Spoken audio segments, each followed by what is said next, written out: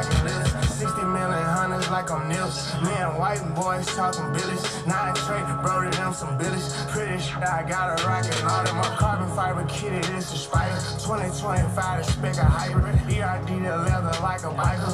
Cooper truck, I'm undecisive. Burning them behind me in the strikers. They gon' handle business, never call me. Lawyer Jason, royalty like Saudi. Free little dirt, his something to get on party. Now she feed me from the garden. Body flawless, look like someone drawed her. I know this shit different, don't record it. $1 million niggas, I absorb it. Sold up all the game and then I ran with it. Cody's niggas, they can't hang with a safe but still in style. The range of bulletproof. Me and Twin that had it. We are dealing with 30-hour flight. We on the island. Grown man business, you childish. Real Atlanta, I'm from Fulton County. No machine, we had it hand counted. Twins for a short nigga. Raging. Shot my tongue from a neck to a navel. Broke on spinning his water to Navy. Needed space, so I bought out the Davis. I'm from the trenches, big bills out on bridges. I hit it, dismiss it, they dead like on Quavo. Super hard on me, I don't play.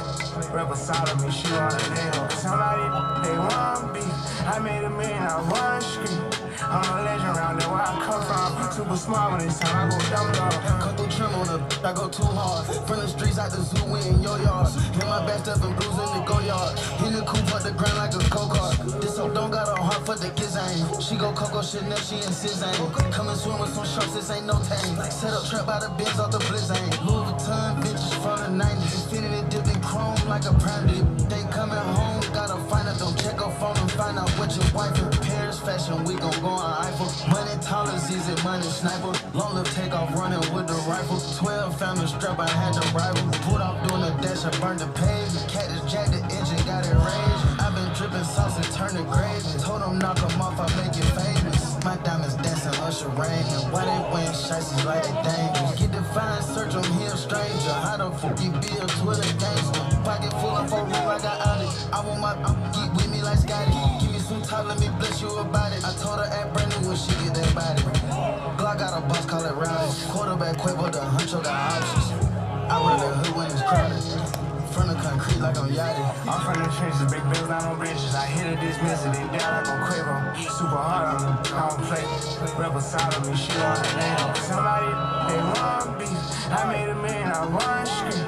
I'm a legend around there where I come from. Super smart when it's time, I go dumb dog.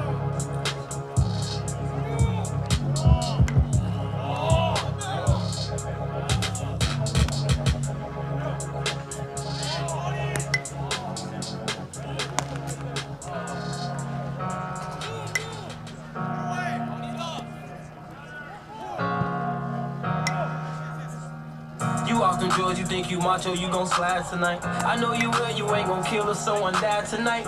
Off these drugs with all my niggas, that's the vibe tonight. If you gon' claim with bro, no claim, you gotta provide them right. Right now, if he caught a case, would you have him right? I done got so big, I can't enjoy my private life.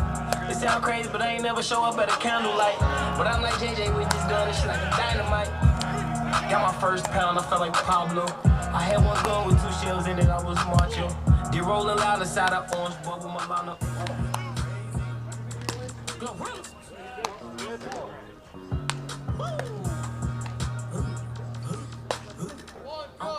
One up. I know it's going both for both trying way harder than he left.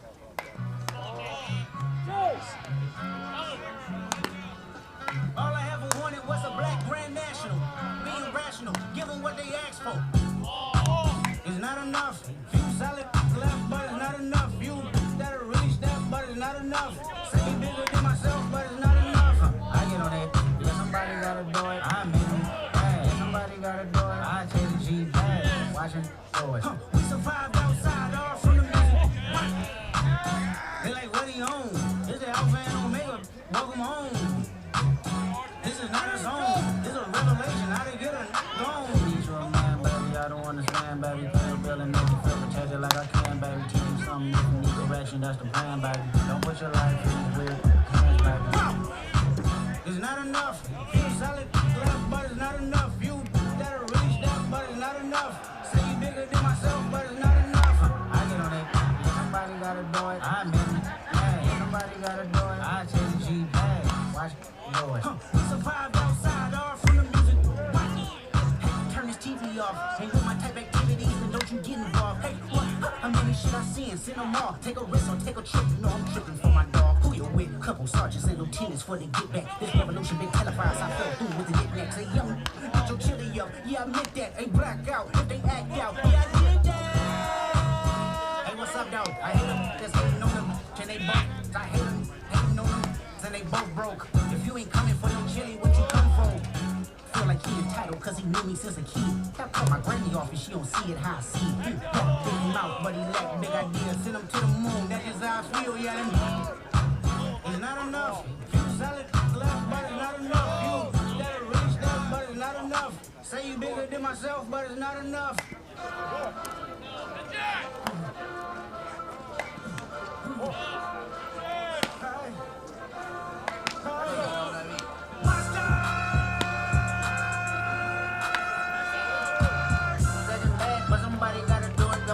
On the gas, but somebody gotta do it.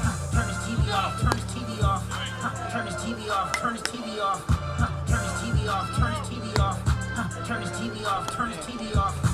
Ain't no other king in this rap thing, they siblings. Nothing but my children. One shot, they disappearing. I'm in the city with a flag be getting thrown like it was past interference. Padlock around the building. Crash pulling up in no more truck just to play freeze tag. With a bone to pitch like it was sea bears. So when I made it out, I made it about 50K from a show. Trying to show some votes before they hold it. I'm prophetic. They only talk about it how I get it. I was like, bro, sit on the street. How many hands I gotta take to level my aesthetics? Hurry up and get your muscle up. We got the plyometric. Ran up by the Luxembourg up the highest metric. The city just made it sweet. You could diabetic. They mouths get full of deceit. Let these cowards tell it. Walking New Orleans with the etiquette of LA yelling. Second bad, but somebody gotta do it. Got my foot up on the gas, but somebody gotta do it. Turn his TV off, turn his TV off. Turn his TV off, turn his TV off.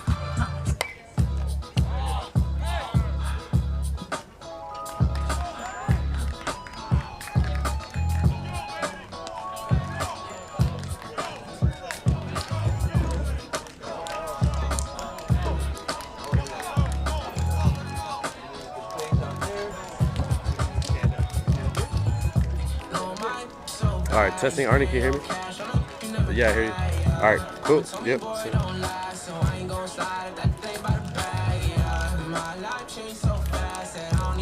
Myself from last year. Said she never needed no man, but when she with you, said she needs somebody else. Now I ain't tryna add no pressure. I know that they all doing extra. She got dark thoughts in me head, so yeah. Baby, I'll be messed up for ya.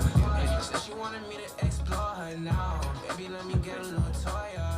She got dark thoughts in me head, so now. Baby, I'll be messed up for ya. I get dark thoughts too, but I keep them. Shorty got a friend group up, so I keep it on the low, but I peep them. Nowadays I'm stuck up in that mode, don't need a re-up. I'm really hip to keep up. Always got that cutter on me, let it creep up, yeah. Or they need a squad, they need a team up, yeah. I feel like Scotty got my beam up. No, my throw bag, you spend your cash on a you never had, yeah. I'm a Tommy boy, don't last, so I ain't gon' slide if that thing by the bag, yeah. My life changed so fast that I don't even recognize myself from last year. Said she never needed no man. Good afternoon, baseball fans. Welcome to Ohlone College for today's matchup in our regional action. Please remember, per CCAA rules, Ohlone College will be the visiting team today, so we'll get started. Let's introduce that squad. Playing third.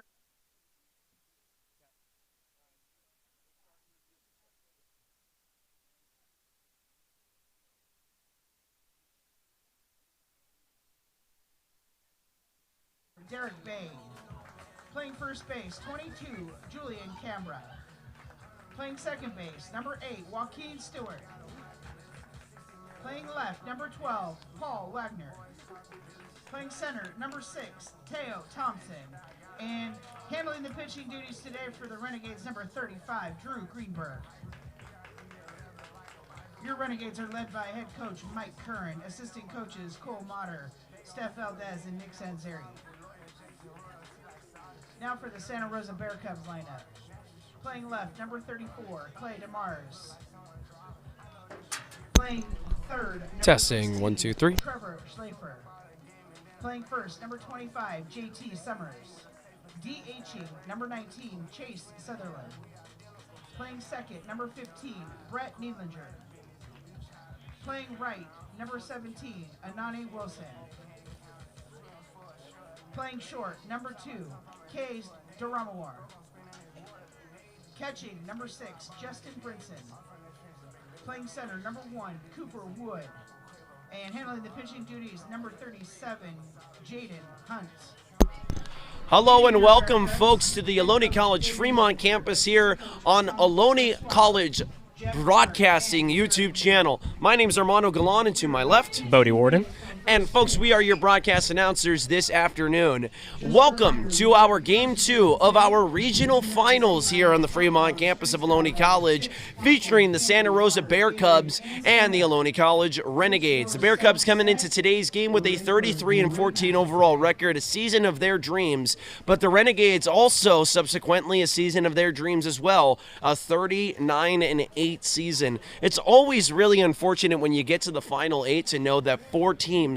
It really comes down to this. It doesn't come down to anything other than one season, unfortunately, has to end. And right now, up against the walls are the Bear Cubs after yesterday's game. If you were like me and missed yesterday's game, I'm going to go ahead and give you a scoring summary. It started in the top of the first inning when JT Summers shocked everyone with a 2-run homer off of Matthew Anderson. Now, Matthew Anderson, one of the best pitchers in the state and the best pitcher in the Coast Conference South heading into play this weekend, and has yet to really give up a lot of runs, but yesterday wasn't a particularly great day for him. Still got the win in a complete game effort, but he surrendered 8 runs, and that started with JT Summers setting the tone offensively for Santa Rosa, a team that is 54th in batting average in the state.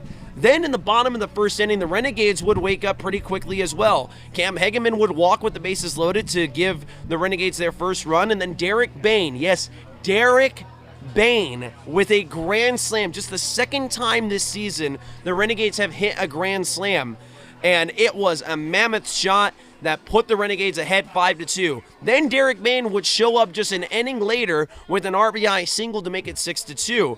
Brett Neidlinger would ground out on an RBI ground out 3 unassisted and make it 6-3 in the top of the third. Then Anani Wilson with a double, scoring JT Summers to make it 6-4. A 2-run margin heading into the bottom of the third inning before Jordan Medina was able to reach on a fielder's choice, scoring Teo Thompson to make it 8-4 Renegades, as well as Paul Wagner on that play, scoring. Cam Hegeman then had a single which scored Jordan Medina on the play, and it made it 9-4 Renegades heading into the top of the 5th inning, where Chase Sutherland would hit the second of 3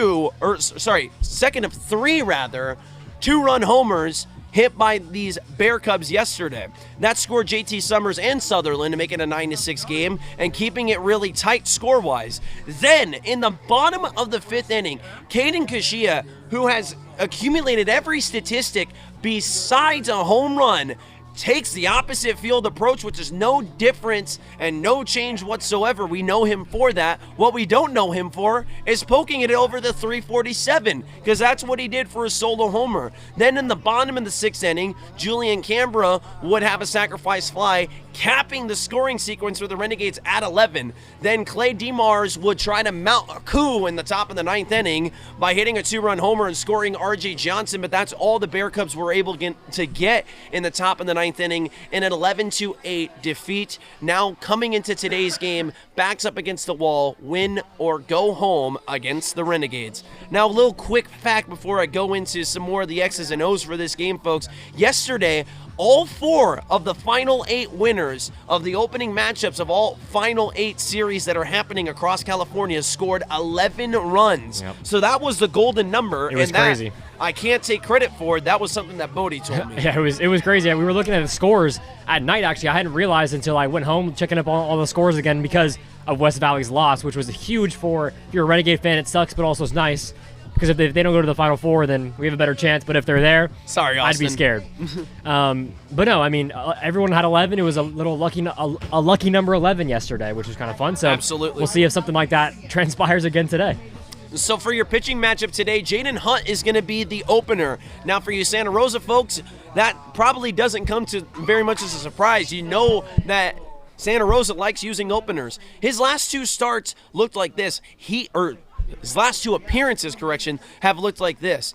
He appeared twice in the Modesto series on May 8th and a 3-2 win. He contributed to that win by pitching 2 shutout innings, only surrendering 2 hits and no runs scored, no free passes. Actually, 1 free pass, but no strikeouts on the day. Then on May 9th, in a winning 12-11 effort, not as swimmingly as the May 8th performance. He pitched through 3 innings, surrendering 4 hits and 3 runs, 2 of which were earned runs. He had 2 strikeouts and no free passes in that outing. So today, he's coming into today's game with his 14th appearance on the season, 5-1 on the year, so it's usually a good day for the Bear Cubs when he's on the mound. 45 1/3 innings pitched with a 3.77 ERA and a 104 whip with 25 strikeouts. Today, they are really hoping that he can pitch at least 2 or 3 shutout innings and really keep Santa Rosa within striking distance in this game if he does run into some trouble. What Santa Rosa has to be able to avoid is an inning like the first inning yesterday, giving up a 5-run spot. They cannot survive doing that, but good thing for them is, historically speaking this season, that's what they've been able to do, to the tune of the 6th best ERA in the entire state beginning play this weekend. The Santa Rosa has done a great job pitching. Now, subsequently, on the other side, the Renegades have done the exact same thing coming into this series, the 3rd best ERA in the entirety of the state. They are 2nd best at preventing hits. They are the 2nd best team in regards of whip, 3rd best in Ks, 4th in wins, 5th in earned runs and runs allowed, and 5th also in Ks through 9. For Santa Rosa, they are 3rd in Ks through 9, so they have a better strikeout rate than the Renegades do. They are 5th in runs scored, which is matching the exact same total as the Renegades. 6th in ERA, 7th in wins, and 8th in earned runs. So you got 2 teams that pride themselves on pitching, and neither of which got the performance that they were looking for yesterday. So that really, honestly, is going to be the main talking point today, is who's going to pitch better, because that's where you're going to win, is in the pitching 100% today. For the Renegades today, they are going to be mounding Drew Greenberg, his 15th start of the year and his 17th appearance. He is 9-1 on the year, and that one happened against West Valley. Yep. 80 1/3 innings pitched with a 2.69 ERA and a 1.16 whip with 87 strikeouts. Now, beginning play this weekend, heading into the Coast Conference South rankings, he is 2nd in ERA, 2nd in wins, and 3rd in Ks. He's arguably a bigger ace than Matthew Anderson on some days. Yeah. And arguably a bigger ace than Matthew Foley on some days. Truly, all 3 of them could be interchangeable for the ace position whenever you want them to be. It's why we call them the 3-headed dragon. All 3 of them moving on to Division I programs after the season is over. And we are looking forward to what is looking to be a promising pitching matchup today. And now, folks, we're going to go into the lineups. I'm going to say the Renegade lineup first because they are servicing as the road team today here in this Game 2 of our regional finals. So it's going to be the 3rd baseman, Kashia, leading off, and then after that, the shortstop, Vasquez. Medina, the right fielder, batting 3rd, and Hegeman, the DH, cleaning up. Then Derek Bain, the grand slam hitter himself, who puts down the signs, batting 5th. Julian Cambra, the anchor at first base, batting 6th. Joaquin Stewart, as sure as they come at second base and batting 7th. In left field and batting 8th is Paul Wagner, the strong Paul Wagner. And then batting 9th and playing center field, the captain of the outfield, Teo Thompson. Then for Santa Rosa, DeMars is going to be leading off and playing in left field. And Schlafer at 3rd base. Summers, who had a great day and is dropping anchor at first base today, batting 3rd. Sutherland also had a great day yesterday, DHing today and batting 4th. Neidlinger, a 400 hitter. What else do you need to say? He's batting 5th, and they're hoping for another big day from him today. Then it's Wilson in right field batting 6th. And I apologize, folks, because this is the first time I'm going to try it. What did we go with again? Durham-Malaire, I believe. Durham-Malaire. Durham-Malaire, Now, I think. Folks, Again. you Santa Rosa folks, if you have a pronunciation, do not hold Yep. it. Send it in, It please. was sent in many times. We're going to need it again. Send it We're in gonna again. need it again. Please do so. Brinson is batting 8th and catching, and then Wood, the captain of the outfield, wearing the number 1, is going to be batting 9th. Yep. Well, folks, we are beyond excited to get this Game 2 underway, and we are beyond excited to bring it live to you on the Ohlone College Broadcasting YouTube channel. When we return back, it'll be time for first pitch, but in the meantime, sit back, relax, grab a snack or a drink, and let us know what you think about today's game. We are beyond excited to bring it to you, and we will be back in a few minutes with first pitch.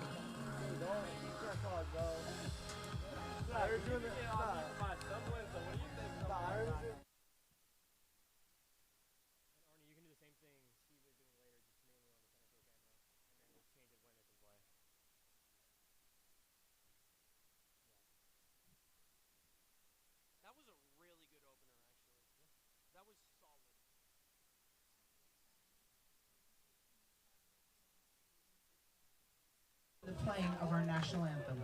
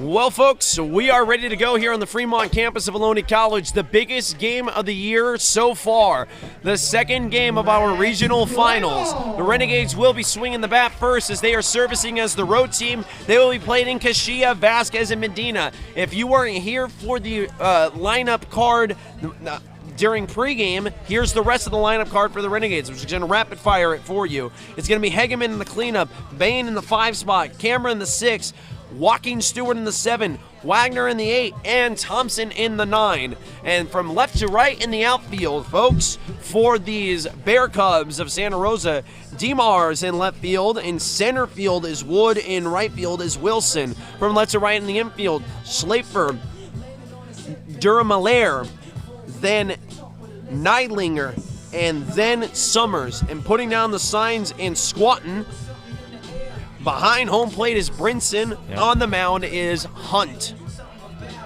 Yeah, there were a lot of changes from yesterday because post game you could hear the head coach, verbally upset with a few of his players. And I mean, when it's a big game, big series, you got to make some changes in the right moment. So he took out Clayton, who used to be in right field, put in Clay DeMars. And honestly, Clay deserved his spot. Pinch hit, first pitch he sees in this series, hit the moonshot. That's unbelievable. So, I mean, you earned your spot at that point. If you're going to come in, first pitch you see hit a home run, you get to start the next day. Well, there's absolutely no better time to have that big clutch swing in the bat than right now here in the postseason when your team needs it the most. 100%.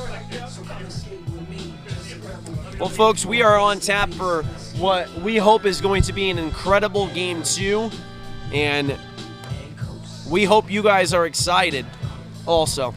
And yesterday, I loved how active the chat was. Keep that same energy today, please. We want you guys to send in whenever you can, whatever you want to be typing in, where you're watching from, who you're watching for, little fun facts, just ask us questions about Velo, whatever it might be. Just keep it going because it keeps us entertained more than just talking to ourselves about what's going on the field. Yes. And being that we never want to talk about the selfish aspects in a game, but being that this is both Bodie and I's biggest game yet in our careers, the more talking that we can do, the better. Leading off for the Renegades. Here now is Caden Castillo, who's going to give a handshake to the home plate umpire and is Little ready to tap go. to the catcher, and here we go. Caden Kushia had his first home run of the season. This is how the rest of his season has looked. He's walked 43 times this year. All right? He has a .318 batting average, a .484 on base, slugging at .459. He takes a fastball in there for a strike at 1:01 p.m. First pitch has been thrown by Hunt for a strike, and it's an 0-1 count.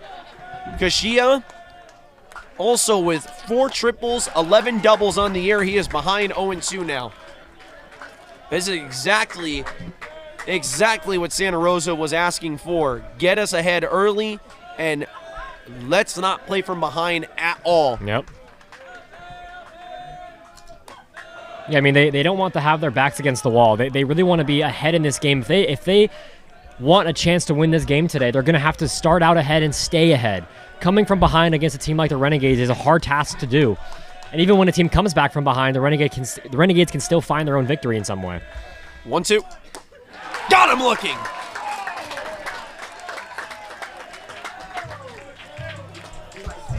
Perfect way to start if you're Santa Rosa. Damon Neidlinger, the head coach, got to be happy with that.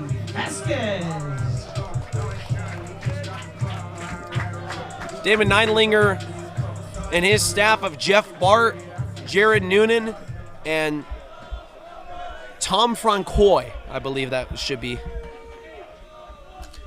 If not Francois. I think after this now first pitch, 85-mile-an-hour fastball over the heart, Medina needs to realize this is going to be a first pitch fastball for a strike.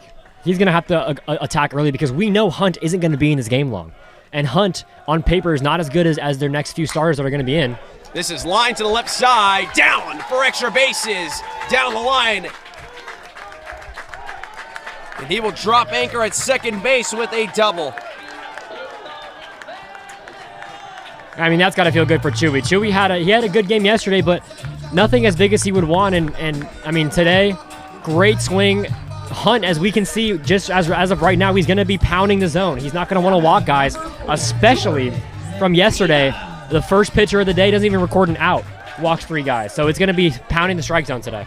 Here now is Jordan Medina. The Renegades are coached by head coach Mike Curran and assistant coaches Cole Mauder, Steph Valdez, Nick Sanziri, Chris Fernacci, and Gavin Valles. And he's dropped the ball, but, I mean, that should be a balk. Chase Duramalar. Duramalar. Thank you, Langley family, so much for that. Duramalar. We absolutely appreciate that. And oh yeah, that's fully a balk. so the conversation now is whether or not that was a balk from I just Hunt. saw it on the replay because I didn't see it. You didn't see it, I don't think either. No. Here, I'll rewind for you, Armando. Look at this. They're going to call it a balk, and Vasquez will move up 90 more feet. So he is in scoring position now for sure with a sacrifice or better situation. Just stumbled off the mound. Just unfortunate he lost his footing. It was completely by accident, too. Lost his footing, fell down, so Renegades get a break there. So now Medina with a chance to get an RBI without even needing a hit. He just needs some contact here. Yep. Deep fly ball will get a run across, or really any ground ball in the middle infield, because they're not playing. I mean, they're not playing in. So Medina looking for his 50th RBI would tie Joaquin Stewart for the team lead. Pitch on the outside, and it's 2-0. It's crazy to think that the Renegades have, let me count them up, 1, 2, 3, 4, 5 guys with 40-plus RBIs this year. Ridiculous. Those are all everyday starters. Yep. 2-0. Center field, deep enough to score a run. Wood corrals it, and here comes Vasquez trotting his way home. Renegades lead 1-0. Great job by Medina. That's all he had to do. In his mind, he's thinking all I got to do is hit a ball deep or something on the ground up the middle. And he does it. Really good way to start this game and get the Renegades out 1-0. This new scorebook is going to get really the difficult scorebook? to understand. The scorebook, yeah. Yeah. Oh, because the count and everything, or the pitches or whatever? Yep. I ain't even kept count yet, but I'm glad you showed me. That was pitch number 11. Yep, pitch number 11. And that was missed to Cam Hegeman. Batting at .375. And his batting average is up in the stratosphere. I remember when it was below the Mendoza line while he was dealing with the shoulder injury. And, I mean, on top of shoulder injury, it was also mental errors. When we interviewed him after his player of the game that we gave him around the beginning of the season, kind of midway, he was saying, I was having a mental error with my hands not being back in time. I was just late. And ever since he fixed that, I mean, he's had insanely good numbers. And one thing that I love about Cam Hegeman, now Cam Hegeman is one of the guys that I don't necessarily talk to much. Yeah, I mean, he's a quiet guy. From the conversation that I have, he always puts responsibility on himself. Yep. And never anybody else. Very level-headed, very humble guy, keeps everything to himself. That pitch is on the outside for a strike, and it's 2-2. And that's something that, as a sophomore is great to have when you're thinking of transferring. And, I mean, if a Division I program is looking at Cam Hegeman at all, just know you're getting a very selfless player. Yep. 2-2. Popped up. And fouled. Yeah, I mean, he's there to trust the program. He was willing to deal with the fact that he was a bench player for about a month and a half.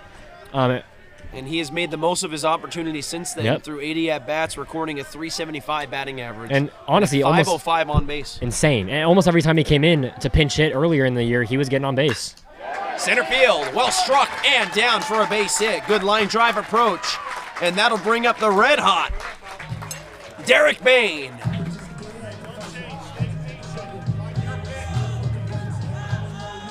Well, the Renegades really wanted to get a run across early, and that's exactly what they've done.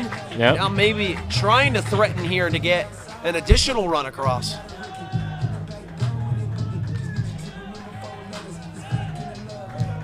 Bain's family all here, his mom, his dad, nephew as well, and his fiance, all in the stands on the left side. I'll never forget when I mentioned that Derek Bain was engaged, and you were shocked. I didn't realize he was my age. I thought he was, 23, kind of a later guy to come back, and my age. 0-1 home. Line deep to right field, but it's going to go foul. Wow. And I mean, so deep, everybody in the stadium lost it. Because it did go. Now Bain behind 0-2. Hunt looking to just try and keep the damage right where it is. He did it on a 0-2 pitch yesterday. 0-2 home. Line to the right side and deep. Way back there to the track. Bye, baby! Back-to-back days for Derek Bain. A 2-run homer puts the Renegades further in the lead, 3-0. And guess what? What did we just say? He did it on an 0-2 pitch yesterday. He attacks the 0-2 as if it's his own 3-0 count. That's now 2 in a row. First inning home runs, putting the Gades up 3-0. My goodness, Derek Bain. Talk about heating up in the right moments. My goodness. Derek Bain's third home run of the year, plating his 49th and 50th RBI. You have two guys that just plated home their 50th RBI back-to-back. Incredible. I can't believe it. He is ridiculous. And we were to think that he was only a really kind of an away approach guy. He's pulled now a grand slam and a 2-run home run. 6 runs of home run RBIs. Here now is Canberra. He got the bat around, but was able to... No, he was not able to keep it back. That's going to be called a strike. 0-1 the count now. I mean, wow. Incredible.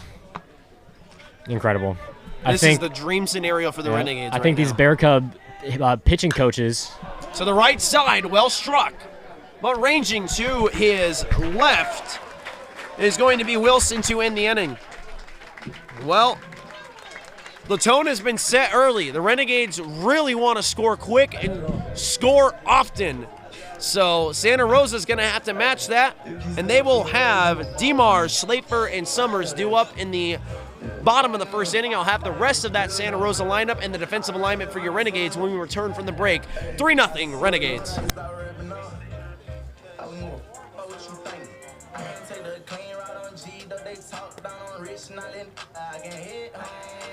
Fresh up out of cell block and fill up a arena. I'm turned up, you try and get your face blown. I'm sworn on those, I pull a rolling on some English. Know that I pick Poland, pull us over, get rid of it. I'm sure I leave my home, I'm really rich. And I'm so caught up in my ways, I tell all this. I was 750 from the bank and they say, I ain't gotta walk in as a car, they know who I am. Please on Instagram and go to tweak and see I got spam. So many places around this who don't like what I'm saying. Stripping in that line with that gang, we all told talking. You start don't end it with them toes blowing. I was trying to buy a soul, but my bro stole it. Swipe so much into your rig, I think my card told. You lingo, how you bumming? I'm supposed to trade on 38, I hear you coming. Probably got my stick, I wore the big stack of honey. But I had your stick out, we let 6 out when you turning in. How you get them cars and all that jewelry? I don't know. How you spend that money and still got millions? I don't know. How you got all them bitches and don't want one? I don't know. Why you acting slow? It's your palm, bro. Hey, why you making some stupid shit with everybody? We are back here, folks, in the Ohlone College Broadcasting YouTube channel, broadcasting live from the Fremont campus of Ohlone College. And, folks, beginning the bottom of the first inning for Santa Rosa, it's going to be DeMars, then Schlafer, then Summers. For the rest of that lineup, it's going to go Sutherland, Neidlinger, Wilson, Amalar, Leading off, number 34, Brinson, and Wood. Duramalar.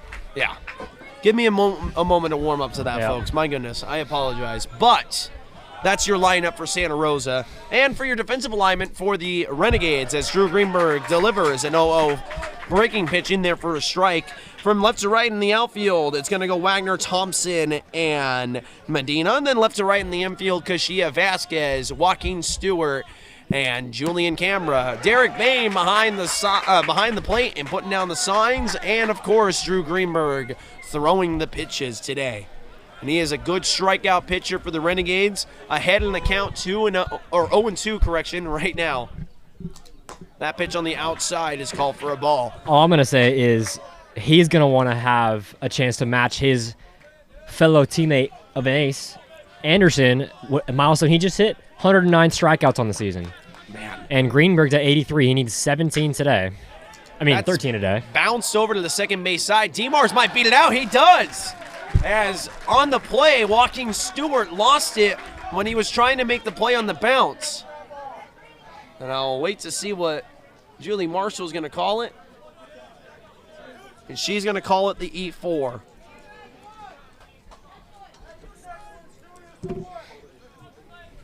Now batting number 16, Trevor Schlafer. So here now is Schlafer. DeMars, I didn't even have a chance to say it, 5 home runs on the years. Yep, hit his fifth yesterday. And then here now is Schlafer, 4 of them on the year for him, 286 as a hitter. Takes on the outside for a strike, and it's 0-1. But yeah, Greenberg had 87 strikeouts, and he's 13 today. That would be a probably record high for him in a day, 13. I can look, I still have his line open. That is a pickoff move to no avail. Gotta find the line first. Did I close his line? Oh, No, there I it didn't. is. There it is. His best strikeout number 9. was 9. He doesn't have against double Chabot. digits. Wow. So he would be 4 above his best if he could get 100 exactly on the season. That'd be pretty impressive. We've seen crazier things. We have. Indeed. 1-1 coming home to Schlafer, the third baseman today.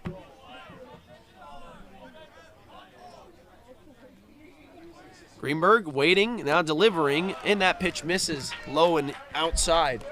Yeah, I talked to Greenberg before the game today around 10:45, 11 o'clock, and I said, hey, how you feeling, man? Like, are you feeling good today? He said, dude, I'm feeling amazing. He said, this is the best I've felt in a while. I'm ready to play. I'm ready to get this series over with right now. 3-1 the count now. I'm assuming Bill Klontz is Billy Klontz. Oh, my God. He said 14 minutes 14 late minutes and their late and the gates gates are up. Yes, sir. Talk about score first, catch me up. Well, in And- the first inning, it was Chewy Vasquez with a double. Hegeman hit him home. Then after that, Derek Bain with a 2-run homer. That is a double play. A 6 unassisted and then flipped to first for the double play. Another reason why he's going D1. His arm and his glove is his main utility. Vasquez is an amazing fielder, strong arm, can do whatever he needs over there at shortstop, takes it himself, and great pick over there by Canberra as well, making sure he corrals that ball over there. Incredible job. Also, Billy, if you recognize his hat that I got on, Junior Renegades back in 17, 18?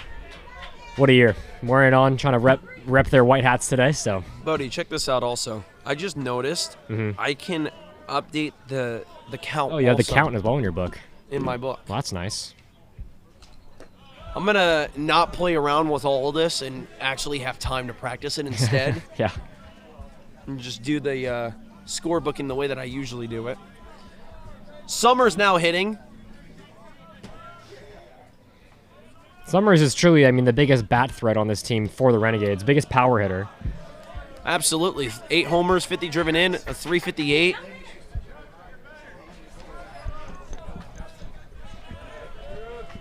And he is in prime position to get on to first base. 3-0 count. That's a fastball delivered in there for a strike by Drew Greenberg.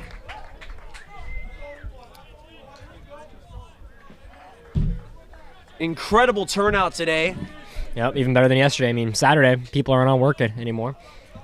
Stands are full. Yep. And I love it. 3-1 home. In there for a strike, and it's 3-2. Really good pitch there. I mean, 3-1. Summers is looking to swing the bat, but on a low, almost look kind of a sinking fastball located on the perfect corner of the zone. And Drew Gilbert, 8036. That might be, are we speaking of the real Drew Gilbert?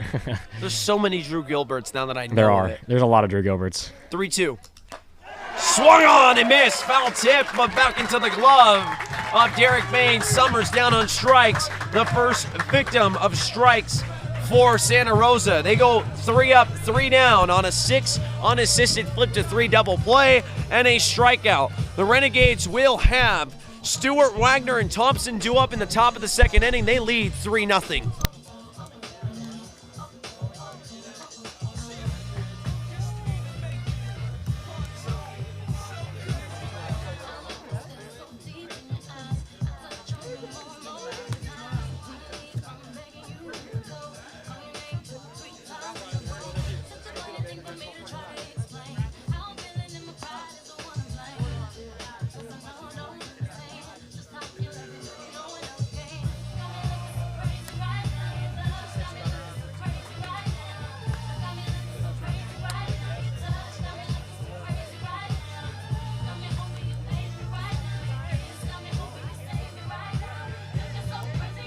And the Bearcats have a pitching change.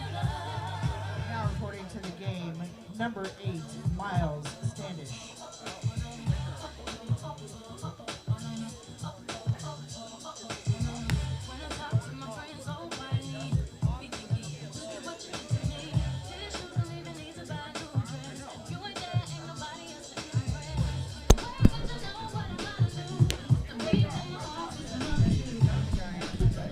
And folks, welcome back to the Ohlone College Fremont campus. This is the Ohlone Broadcasting YouTube channel. I'm Romano Galon, and that's Bodie Warden to my left. We got a brand new pitcher to tell you guys about. It's number 8, Miles Standish. He's pitched to a 2.02 ERA and an exact 1 whip through 93 and a third innings pitched.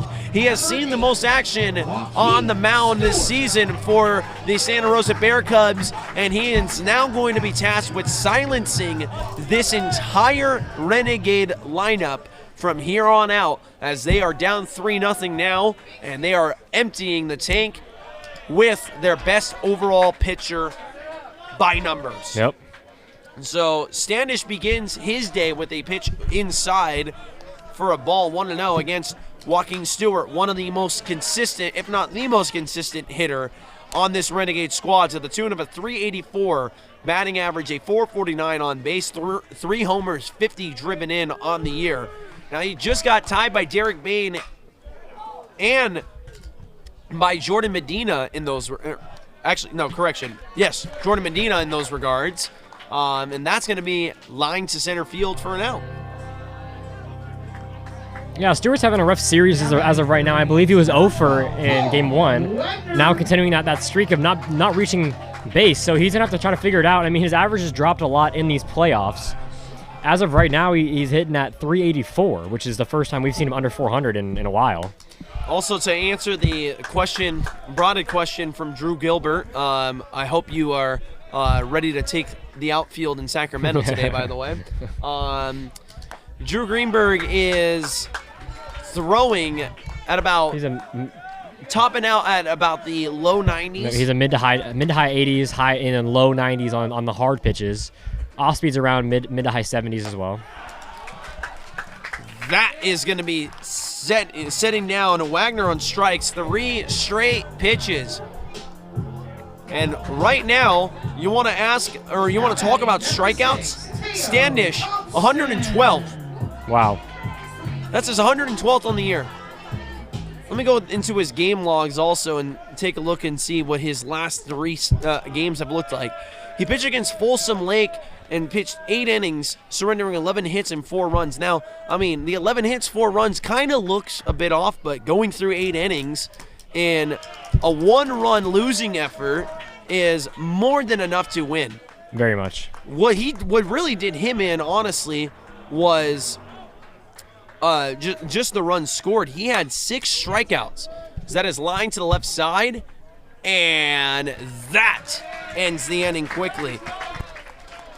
Well, I'll go ahead and finish his line real quick. Then he had a game on May 2nd against Marin where he pitched for 5 innings, giving up 6 runs. And then against Modesto, pitching through 7, surrendering 2, but both of them were unearned runs. 8 strikeouts in both of those performances. We'll be back in just a minute.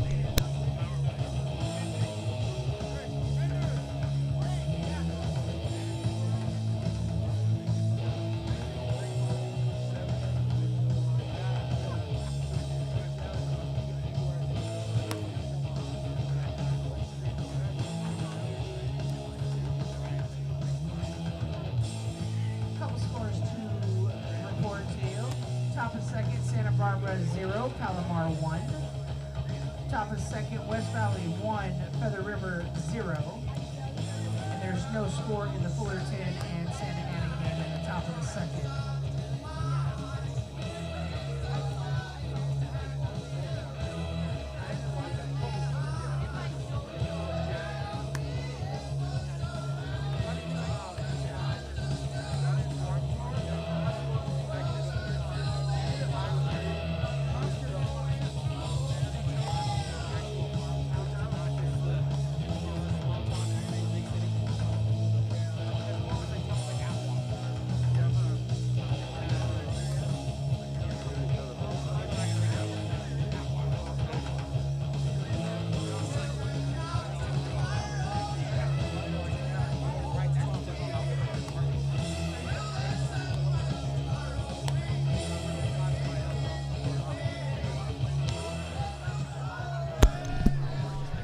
We are back here on the Ohlone College of Fremont campus. Sutherland, Neidlinger, and Wilson all due up here for these Renegade, Bear Cubs. Sorry, folks. I'm dealing with a little issue with my phone here. Come on now. Show me the chat. There you go. Dumb thing. All right. Oh, delivery home. Just missed.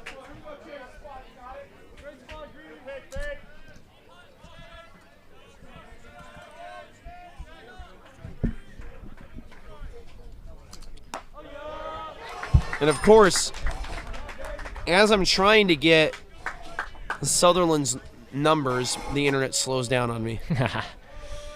Sutherland's been very good. I mean, yesterday he showed that he is a true force to be reckoned with. I mean, he's hitting 337 on the year. Yeah, he's got 3 homers and 22 driven in. Yep. I mean, one of them yesterday. A 435 on base percentage, a 516 slugging. What else can you ask for? Yeah, not much. Sutherland waits the 2-1 home. Fouls that one back to the screen. And want to send a quick shout out to one of my coworkers from the good old HWD1, Jeremy. Good to see you, brother.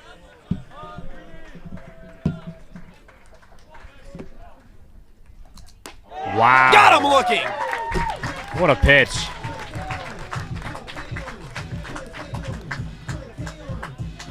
$11 more.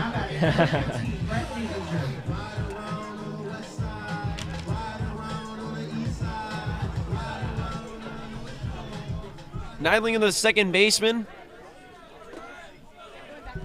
I mean, you talk about batting average, and what else can you ask for? 409 batting average, a 472 on base, and a 606 slugging. It's insane. I want to ask what he's eating, but I think he doesn't want to give the secret away. Yeah. And I believe he's the one that's going to Texas Tech, I believe, as well. Incredible. Not missing, it's 2-0. I'm using this Mountain West NCAA ball as a stress ball. Doesn't squeeze very much. It does not squeeze very much, actually. It actually hurts. And that must have hurt if Derek Bain didn't have catching gear. Yep. 3-0 the count. We got 2 fans out there in lawn chairs on the left side. Yeah, it's JD, actually. Oh, it is. It's funny. Getting a good view from there. I saw a bunch of people that were standing on the grass yesterday. That'll be a 4-pitch walk for Neidlinger. Neidlinger walks a lot. He walked, I believe, 2 or 3 times yesterday. He is a walk machine.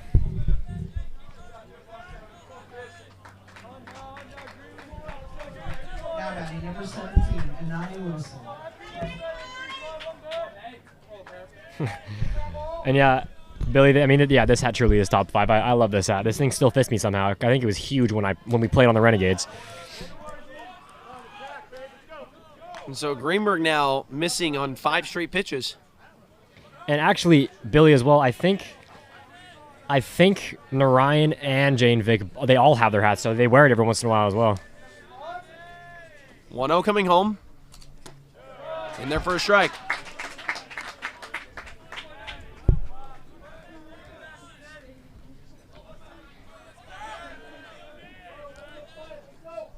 Duramilar is on deck for Santa Rosa.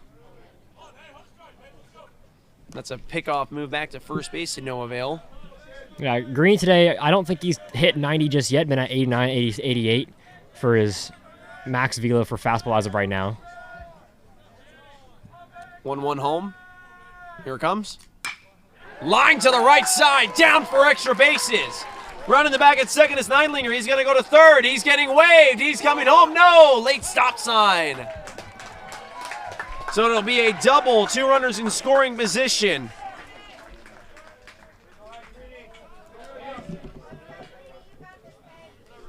You know, something that is a really good mental fortitude from Greenberg is that he pitches significantly better once he's in a jam. Either he gives up a home run or he gives up some runs, whatever it might be. He tells us he locks in.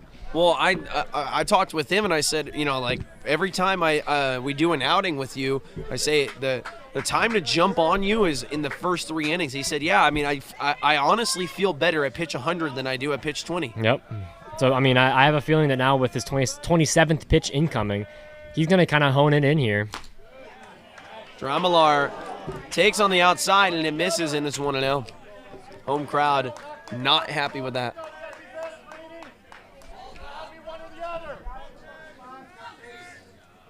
Curran letting him know as well.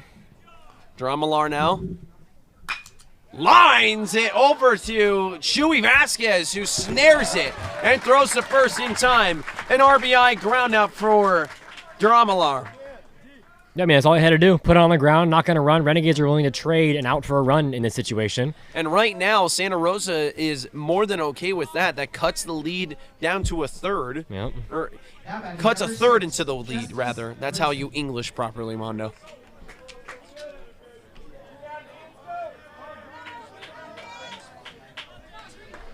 So here now is Brinson, the catcher. Wow. You know what else I like about this scorebook? There's a box for RBI, because the last scorebook I had, the only box for RBI was all the way off in this corner. Oh, interesting. So now I can... You can just check it off? Yeah. Nice. And if it was Two, two you RBI, just- I yep. can write 2 or Yep. 3 or whatever. That's way inside. 1-1 the count.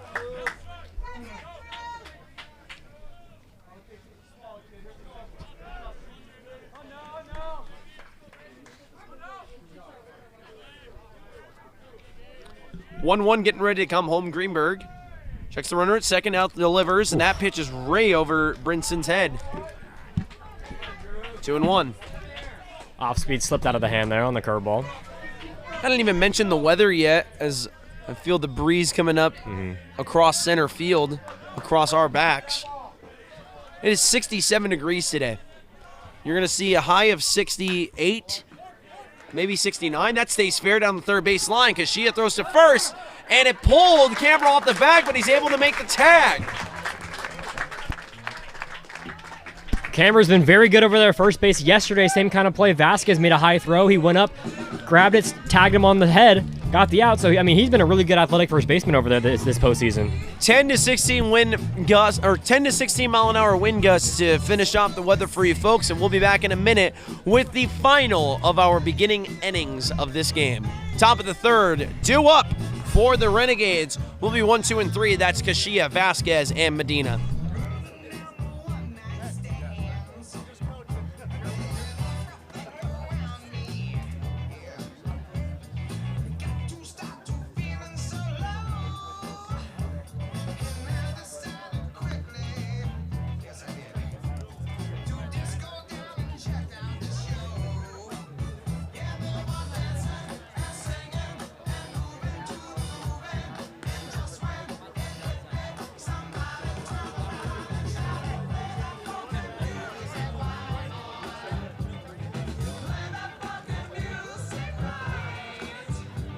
Don't forget to visit our concession stand.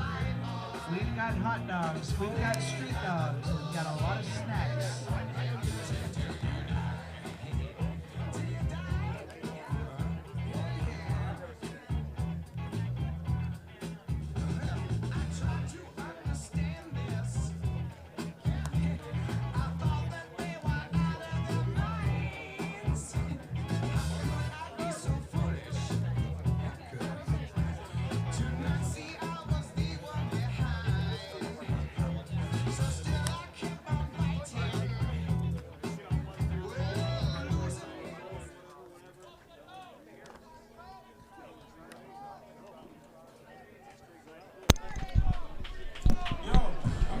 Kashia, Vasquez, and Medina all due up here in the away half of the home half of the third inning.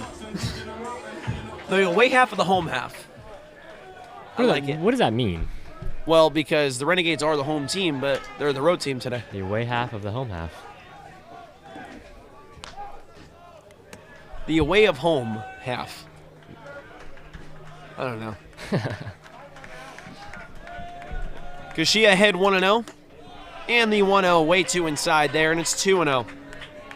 Standish so far has not a lot of base runner. Only one inning pitched for him, though, inheriting a 3-0 hole. As that is popped up to the left side, weakly hit, and making the play on the run there will be Demars for the first out of the inning. Yeah, just jam Kachia. I mean, had a good idea with the swing, just didn't get the foot around quickly. You know, didn't get his hands down, get the foot down early. Just a tad late. He'll know that for the future, that on the inside pitches, he's going to have to step in early, get those hands back quick, and unload very much quicker than he would imagine before. Billy, I almost feel like you should be out with JD out in left field. I don't know if you can see him when we have our wide shot behind home plate, but he's out by the pole in left field just above the 315. 1-0 home. Foul back to the screen by Joey Vasquez. Joey Vasquez favored in this matchup on a lefty versus righty, favoring the hitter, but the lefty Standish pitching from the same side that gives the Renegades trouble. Yep. 1-1. Way inside there, 2-1.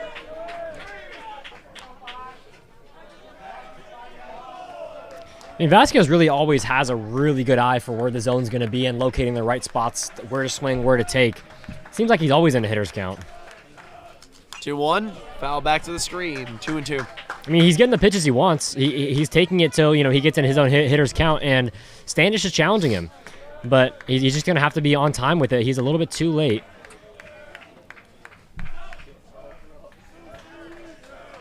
Two and two home. That's foul tip back into the glove for a strikeout.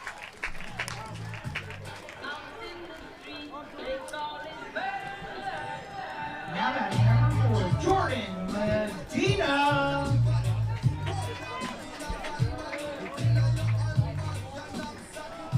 Medina had a sacrifice fly that scored a run in his last opportunity. That scored Vasquez.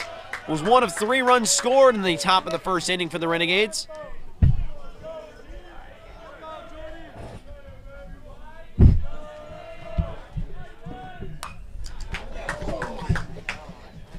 Wow.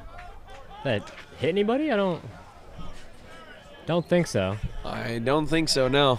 That went straight into the Renegades dugout. My goodness. That's a way to wake up everybody. Yep. 0-2. Swung on and missed. 3 strikeouts for Standish. No, foul ball. He dropped it. He dropped the ball. Wow. Hold everything, folks. It was in his glove and he dropped it. Third strikeout needs another pitch to be solidified.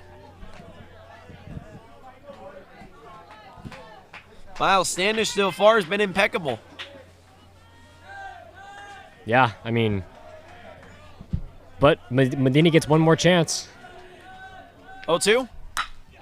To the right side for a base hit. I mean, that's the baseball gods telling you. If you make one mistake, the opposing team's going to take advantage of it. And there it is right there, laid out on a silver platter for you guys to understand. Strikeout of Medina to make 3 in a row. Then he drops it. Oh, base hit. Next pitch.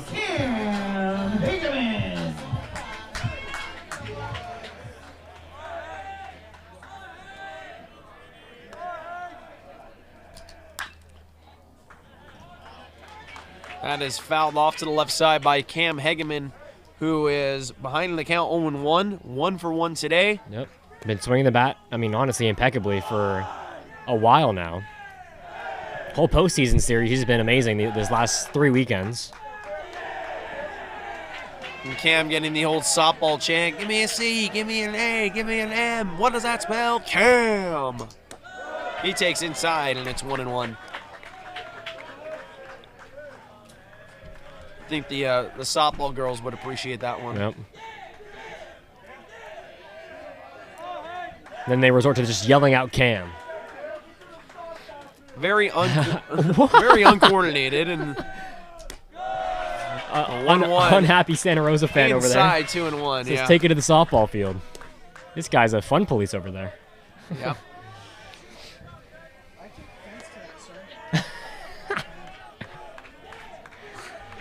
Julie Marshall saying she takes offense to that. 2-1 the count now. And it's 3-1. Hitters count for Cam. He likes swinging away on these 3-1s.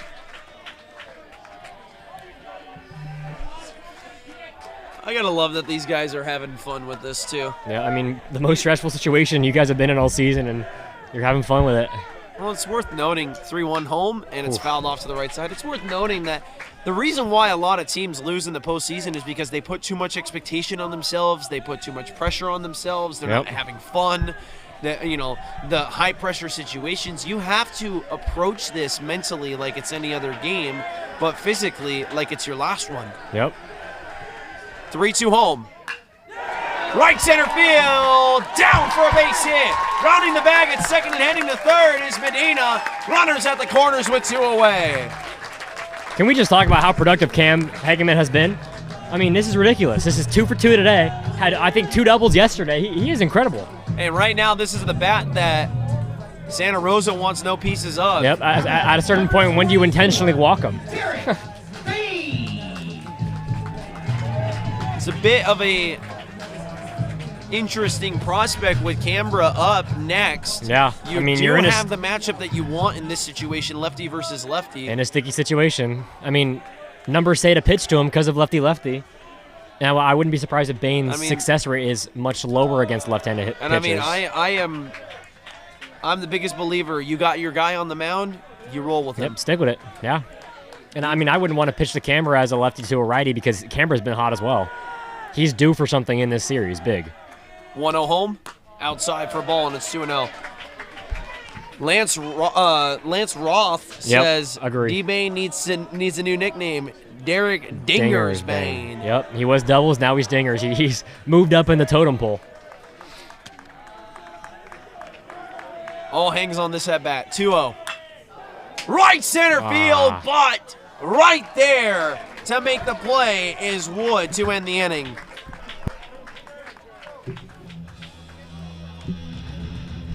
Well, we have one more half inning left in the beginning innings of this game before we reach the middle innings.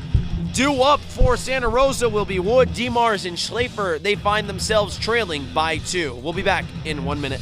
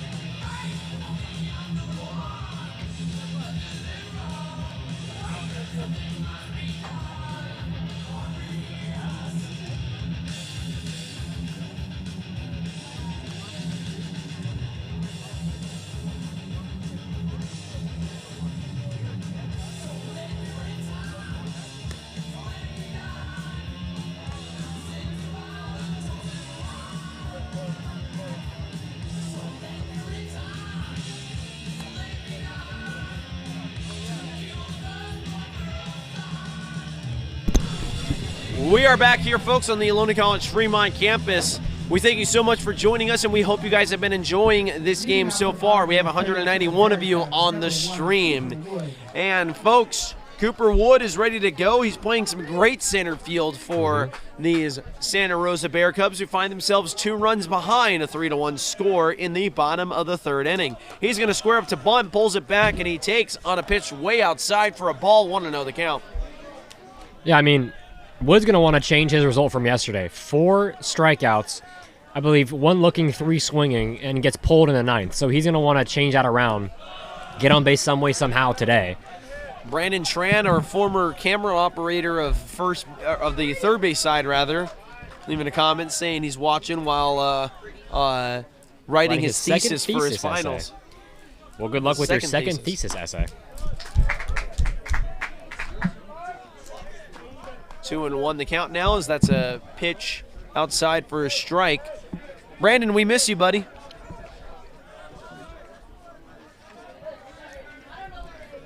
Here comes the 2-1, and that's line to center field. Way back there. Right center, all the way back. Goodbye! Cooper Wood. His 4th home run of the season, his 20th RBI. Well, he made a change, that's for sure. Goes 0 for 4 on 4Ks. First at back in the new day, new game.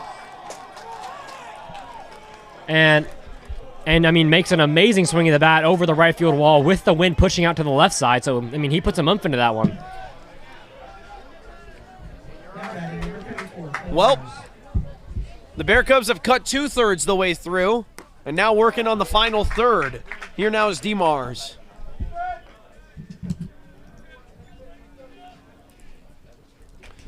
DeMars reached on an E4 and then was part of a double play. That is line and foul to the right side.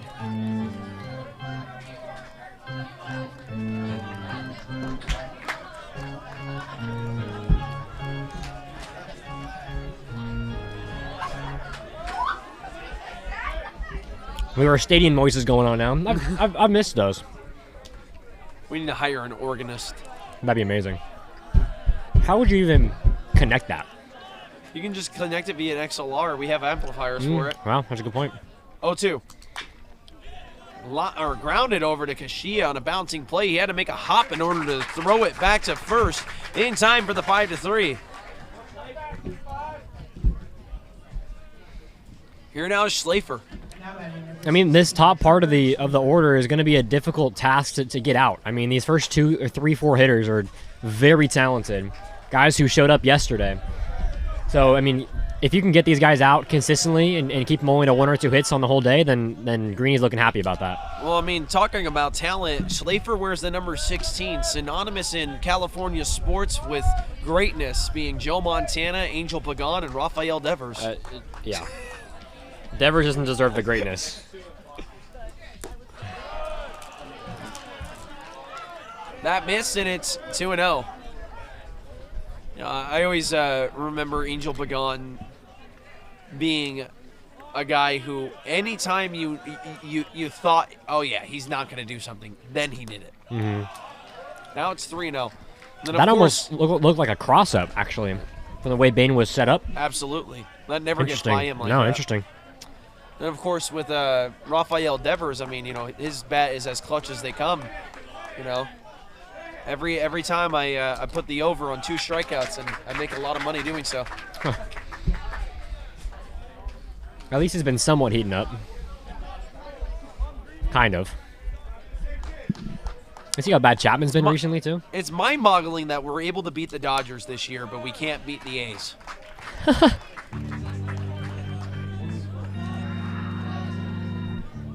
Yeah, it's ridiculous. It is 3-2 now to Schlafer, the third baseman. He's looking to get aboard. If he gets aboard, he'd be servicing as the tying run. 3-2 home. That is bounced up the middle. Greenberg fields it cleanly. He's going to run it over to camera and flip it to first in time. Closer play than I think Greeny wanted it to be.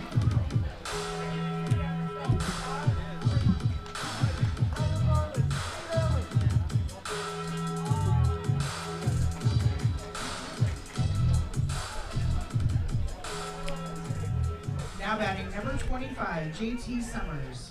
JT Summers ready to go now. Now here's a scary bat. I mean, something over the heart of the plate, and JT's going to take advantage of it. The 0-0 delivery home misses, and it's 1-0.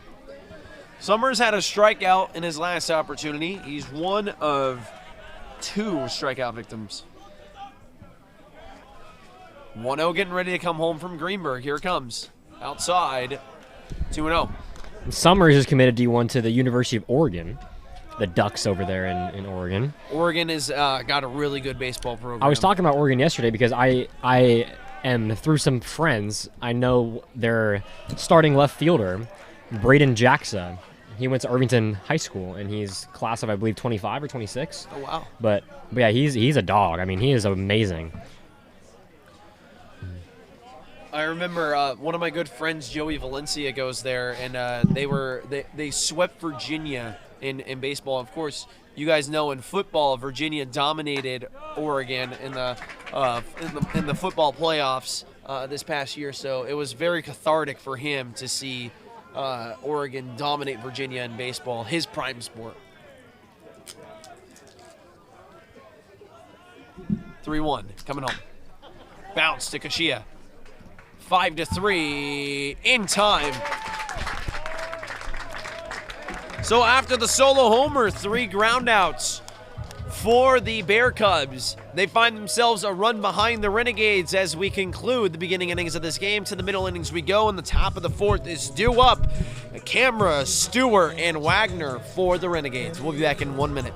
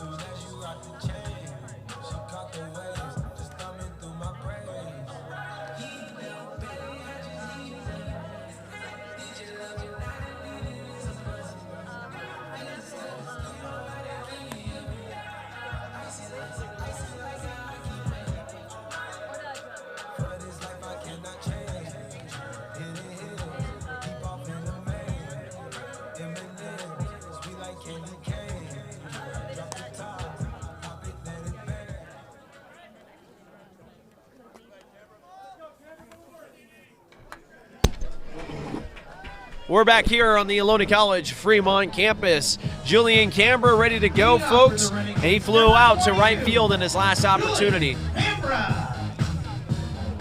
Then Stewart will be due up after him and Wagner.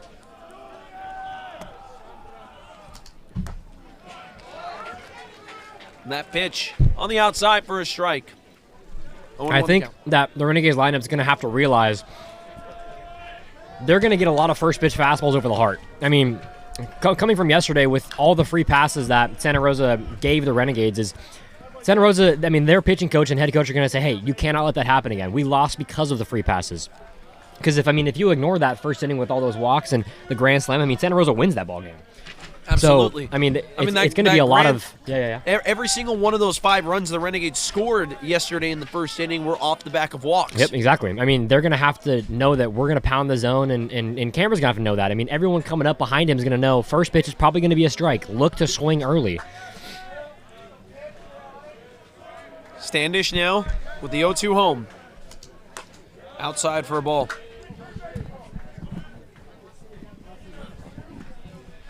Ran into some 2-out trouble just an inning ago, but was able to escape without surrendering any damage.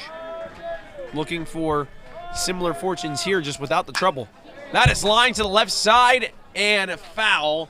No home run distance to speak of either. That would have been off the wall. He did kind of the same thing yesterday. He hit a ball that I think went to the athletics building, I believe. I mean, it was a moonshot. It was a high fastball that he unloaded on. It's like he knew it was coming.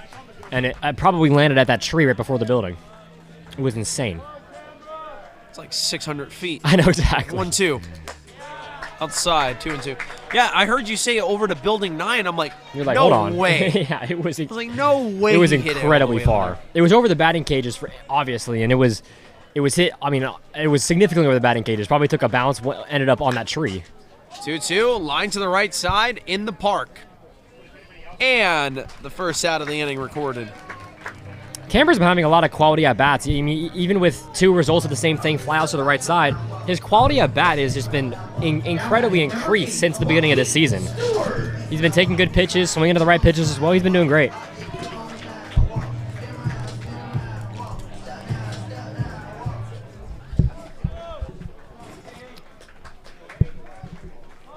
Oh, I got to tell you this, partner. I got good luck high fives from Coco Chanel today. Oh, yeah. On the way out. Coco Chanel knows it's a big day. Coco Chanel knows it's a big day. She was barking at me the moment I woke up this morning. For those of you that don't know, Coco Chanel is my little 5-pound Pomeranian brute from the underworld And she is a yapper, that's for princess. sure. Yeah. She is a yapper. She's a graduate of Yaponomics from Barco University. Yeah, she showed up at a softball game, and I don't think she stopped barking at one point. She became the main character of the whole broadcast. Yeah. And then, of course, I bring her into the clubhouse after the game, and she gets all scared. I know. She's like, people, I don't know. And she got starstruck by Sienna Vigil also. I think Sienna also got starstruck by Coco. Yeah, they both stopped on a dime. Love at first sight right there. 2-2 the count now. Standish throwing around high 80s as well. Kind of same kind of same velo as Greenberg.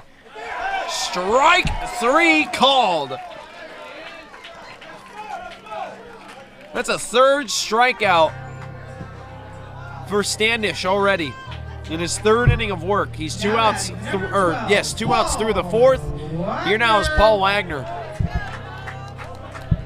Paul Wagner flirting at that 270 mark with the 269. 387 on base, slugging at 359, a homer, and 15 driven in. I mean, there's been a few guys who've been really good as of late, and Wagner's been one of them. He's been a guy who has been having probably the most hard hit contact of anybody on this team as of the last 3 weeks. 1-0 inside, and it's 2-0.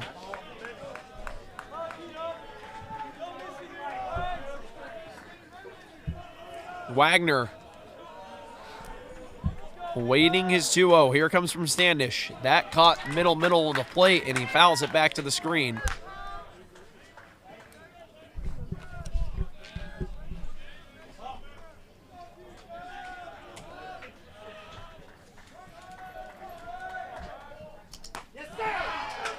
In there for a strike, 2-2. I mean, Standish's best pitches are when he's behind in the count or first pitch of the at-bat. So, again, like I said, Renegades are going to have to take advantage of that first pitch or when they're ahead in the count themselves. That missed, and it's 3-2.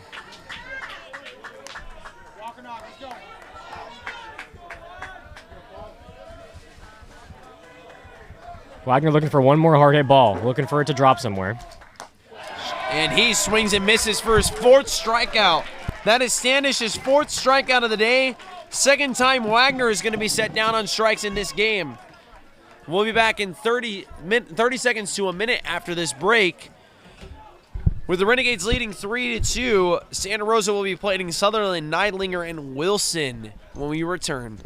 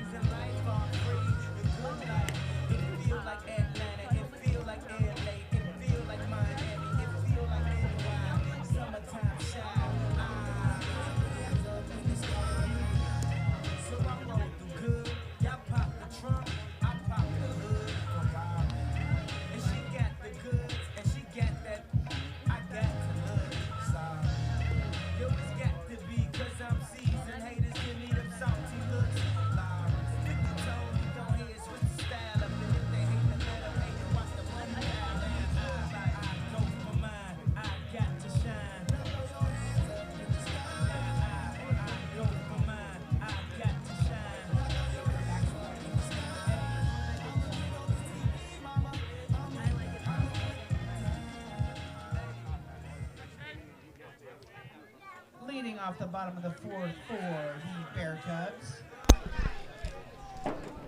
number 19, Chase Sutherland.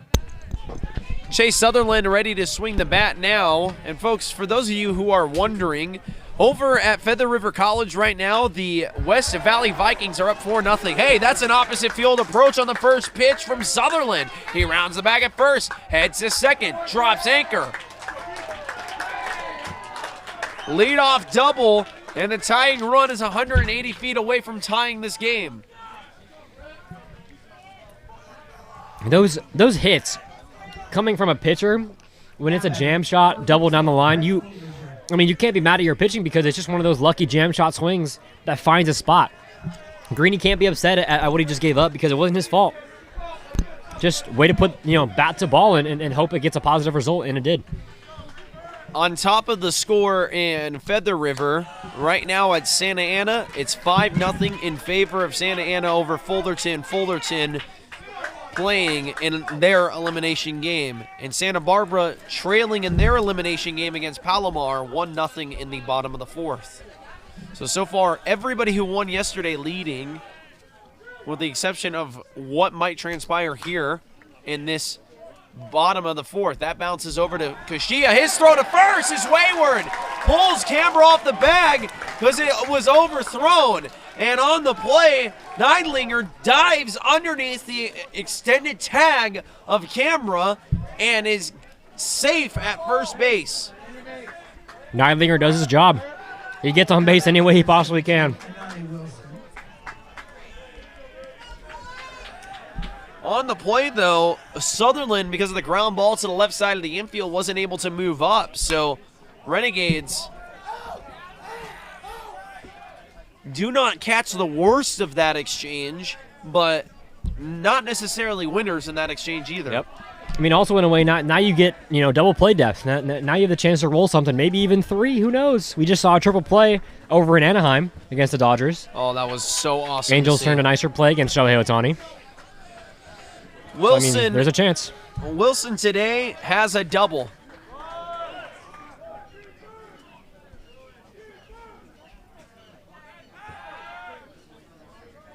A little pickoff move to no avail there.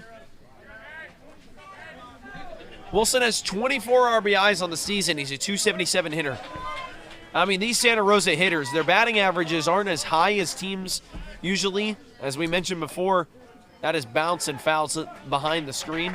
As we mentioned before, just 54th in batting average in the state and a team batting average of .287.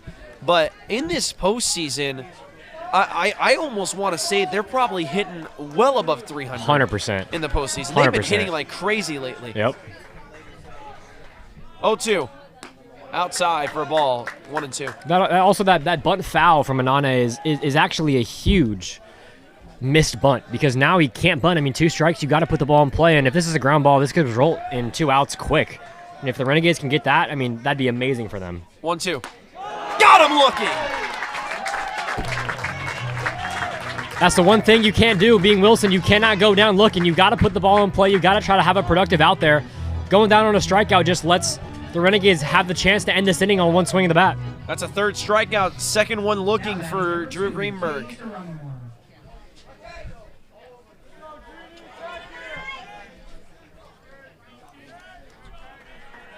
Duramalar now with a chance to try and score a run. A runner in scoring position, 0 count. Duramalar down the third base line, and it's going to be called foul. Honestly, an impressive call by the umpire. That almost hit him, has to dodge it. Break his neck down the line to see if it lands fair foul and makes a good call. Duramalar, if he just held back by a half second, probably could have scored 2. Yeah. Depending on where that ball lands. Yep, and depending on how good Wagner picks it up in left field. Neidlinger just strikes me as a fast runner. Me too. That's bounced down the third base line and foul again. 0-2 the count. He's been on top of the inside fastballs, inside offspeeds, whatever it might be. He's ready for the inside play. So if I were Greenberg, I'm going kind of a slider out and away, try to pull him out there, make him forget the inside part, and run something inside again after that.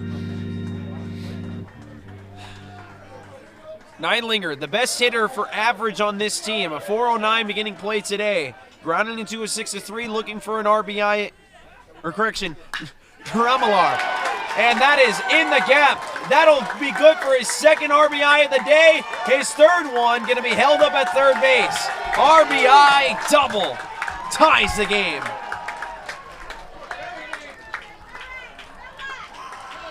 Pitch that Greenberg did not want to have to throw. In an 0-2 count, you got to throw something out of the zone there. Same kind of mistakes that Santa Rosa has been giving to Bain. It's been on the 0-2 pitches. He's homered on both of them. And Greenberg just gives him a challenge pitch where Duramalar is looking to hit. So not the best location. Bain wanted it much more out and away on the zone. But, I mean, it's okay. Greenberg, we know. He's a tough guy. He's willing to fight back through adversity. And, I mean, he's ready to get out of this inning right now. Well, this is a dangerous situation, though, for the Renegades. No double play set up for here. With runners at second and third and one away, we have a tie game. And now Brinson ready to swing the bat, the catcher today.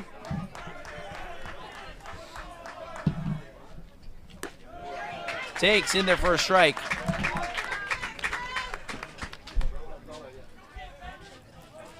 Justice Brinson with a 268. Recorded through 41 at-bats, only 4 RBI on the year. He pops this one up. This is deep enough to score a run. Thompson makes the play, runner tags. Neidlinger is safe home. And on the play also, Duramalar moves up to third base. And Santa Rosa has their first lead of the day.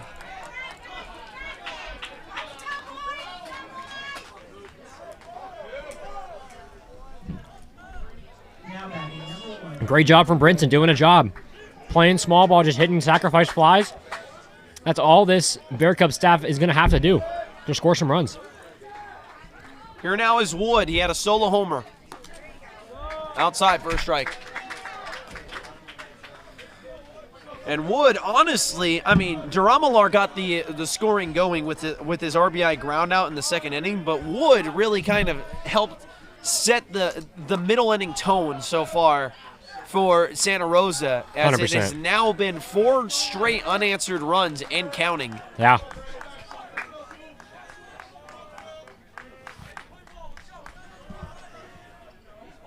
One home. In there for a strike, 1-2.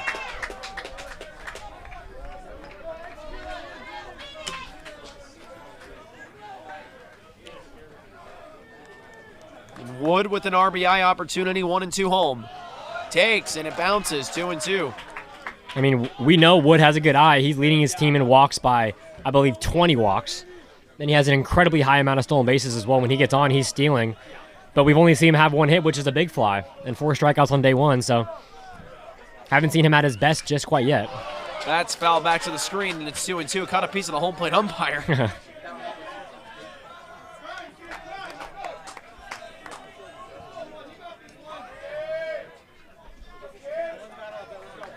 Wood just trying to stay alive, trying to find a way to get a base hit here in this 2-2 count from Drew Greenberg. Greenberg delivers. Inside, didn't get him. Wow. Just a bit too tight. Yeah, must have been. Can't tell if that was just too tight or just too low, but Santa Rosa fans laughing it off saying, thank goodness that wasn't called.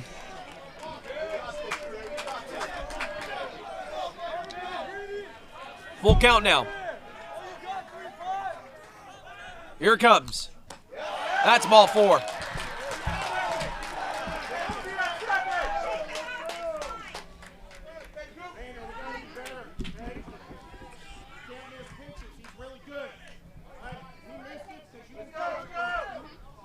Now here's Big Clay. Man of the hour for this team. Had the 2-run home run on the first pitch he saw yesterday. Yeah, D-Mars with 5 homers on the year. No better time than now for his 6th. Runner goes, and Derek Bain will let him. Did you see how fast he was, though? That was incredible. Oh, my God. I mean, even if he was the only one on board and we were trying to throw down, I think he would have been safe by a mile. Well, that's why he's a center fielder. Yeah, and that's why he has, I don't know, some 20-plus stolen bases on the year. 1-0. Too high. 2-0.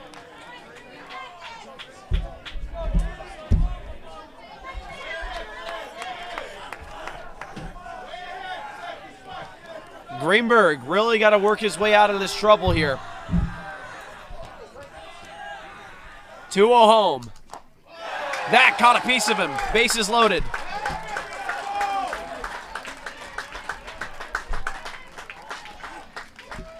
Here now is Schlafer. Mike Curran's going to come out. And this situation's going from bad to worse as Schlafer, who has seen the most action at the plate this season for the Santa Rosa squad, and it looks like that's going to do it for Greenberg's day. And Curtin makes the call to the pen, and Greenberg's day is done. Greenberg will have responsibility for all the runners on base right now, pitching through 3.5, 5 hits given up, and 4 runs. When we return from the break, we'll have a new pitcher for you.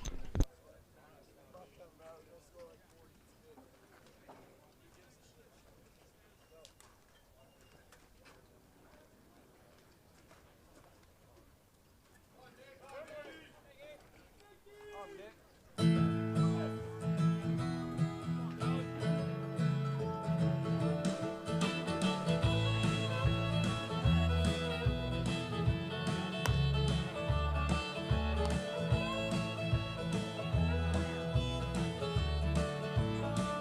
have a new pitcher reporting to the game for the Renegades, number 11, Nick Valentine. Staring out the road and pray to God I see headlights.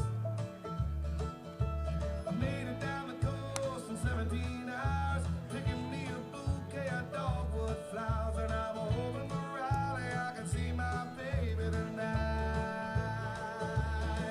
So rock me, mama, like a wagon wheel. Rock me, mama, any way you feel.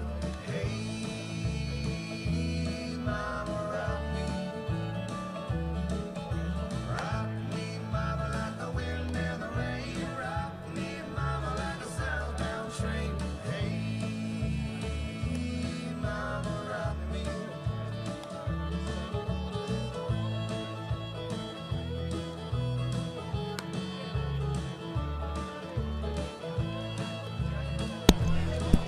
We got a new pitcher to tell you about, folks. It's Nick Valentine making his 11th appearance on the season. He's 1-0 with 14 in the third innings pitch, a 1.88 ERA, a 112 with 15 strikeouts. His last outing, he pitched an inning, gave up a hit and a run, and that was against Folsom Lake College. Then against Lassen, he pitched through just a half of an inning and gave up nothing. Yeah, I mean, he's been getting better and better as the year goes on his appearances. He's now dropped to 1.8 ERA, as you've talked about. I mean, he's a great relief pitcher.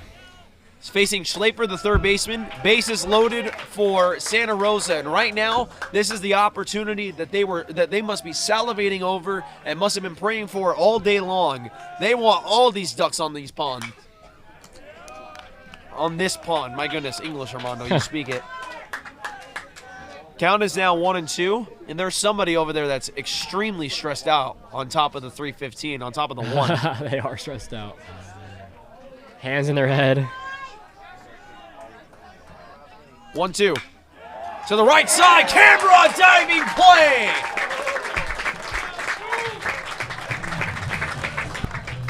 That'll end the inning. Renegades worked their way out of the trouble with the bases loaded, only surrendering 2 here in the bottom of the 4th inning. We head to the top of the 5th, and due up for the Renegades is going to be Thompson, Kashia, and Vasquez. We'll be back in 1 minute.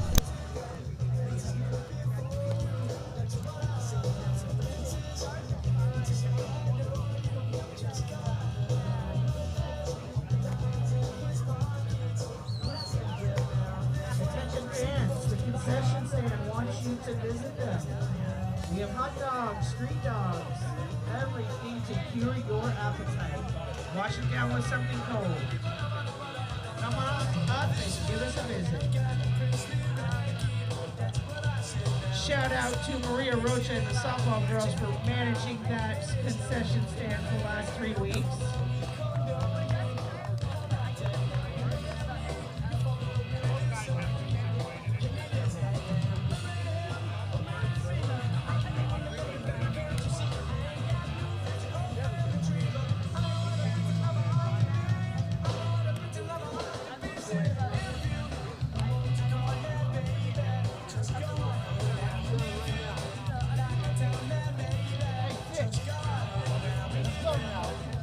The Renegades have 9-1-2 up in the top of the 5th. All right, folks, Thompson, Kashia, and Vasquez all do up. We are in the top of the 5th. Miguel White asking, where's the NorCal tournament next year? It depends on who's the #1 seed next year. So. Yeah, and then the state tournament will be located somewhere in the north, because I believe they switch on and off every year. How this year now it's in Irvine, but it'll be somewhere in the north. I'll go ahead and put a prediction. It's probably going to be Folsom Lake again. Could be. Mm-hmm. Folsom Lake is like the go-to place in the north, and rightfully so. I mean, it could be West Valley even too. They have a really nice facility as well. Also, yeah. Yeah. But I mean, Folsom Lake, we went there in 2022. Yep. And it was a beautiful, beautiful stadium. Amazing. Really great place to watch a ball game. So.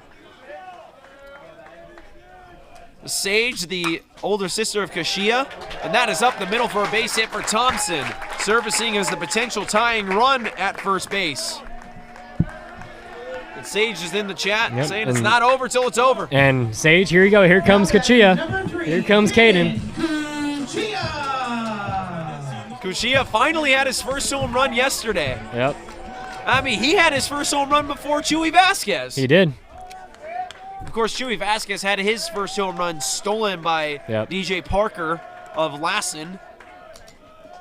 Always going to remember that name, DJ Parker. That was he such is a cool dog. play. That was an amazing play. Climbed the wall. It's like he's been here his whole life. Like he's played at this field every game. I mean, for those of you folks who do not know, definitely you Santa Rosa folk wouldn't know, we have AstroTurf Field, and for those of you that have played the game, you know AstroTurf Fields. We don't have warning tracks because there is no actual dirt on our field. And so our DJ Parker, center fielder for Lassen, made a really, really great play, leaping at the wall and stealing a home run during a crucial matchup between Lassen and Ohlone College, stealing the only home run that Chewy Vasquez was able to hit this season away from him. Yep.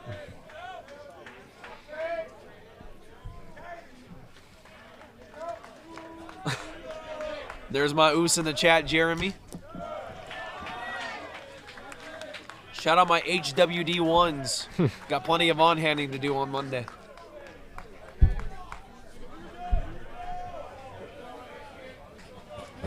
Two and one, the count now to Caden Kushia. Kushia awaits from Standish. Standish delivers, and that's foul to the left side. 2-2 the count. We're just looking up into the sky. You know, it's a very beautiful day today. Great day for baseball yet again. And I didn't see any paragliders yesterday. I saw one pregame today. 2-2. Up the middle. And it is knocked down by Standish.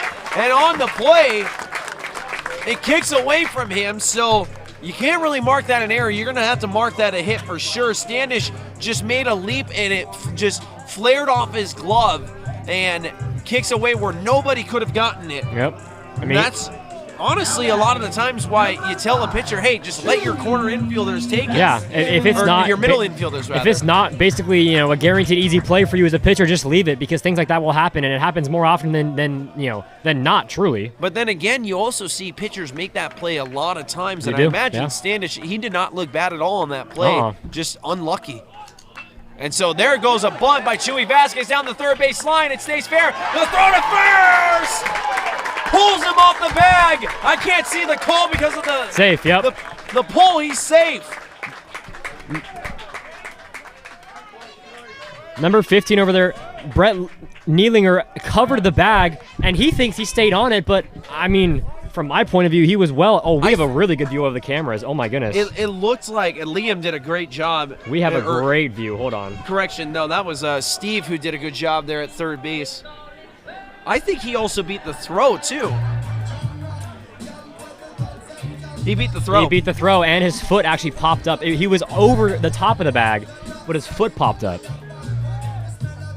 So, again, I mean, not really. And, I mean, the throw from Schlafer at third base was not necessarily a bad throw. It's just a bang-bang play, and you have to hurry on that play. Yep. And, I mean, twice now you see Santa Rosa, they didn't necessarily do anything wrong. They just didn't get the outcome they were hoping. Exactly. So now the base is loaded for Medina. Takes in there for a strike, and it's 1-1. And I'm glad Curran had Vasquez bunt there, because in pregame when I was watching their batting practice right next to Curran up on the cage, he had a lot of really good bunts. It was impressive right on the line. That is bounced and caught a piece of Medina, so he's going to try and walk that one off, and it's going to be 1-2 the count when he returns back. Medina looking to do a job just to tie this game. Just chip away slowly. I mean, one chip away run is now a tie game, and you can keep continuing the momentum. Medina has a sack fly and a single today. 1-2. Outside, 2-2. Very good take there from Medina. Almost too close to take. Got a comment saying the music on the field is lit. What an environment. Well, we've had this environment all year long. I'm just glad that we have more amplifiers. That is grounded. Second base side. 4-3 in time, but it's an RBI ground out for Medina that ties this game. Perfect. Everybody moves up 90 feet involved except for Medina. Yeah, I mean, perfect piece of hitting there. Does a job, hits it nice and slow, so there's no other play, any other base. And now, I mean, they're gonna bring the infield in on the hottest hitter today, Cam Hegeman, 2 for 2. Well, they know that Cam Hegeman can bunt.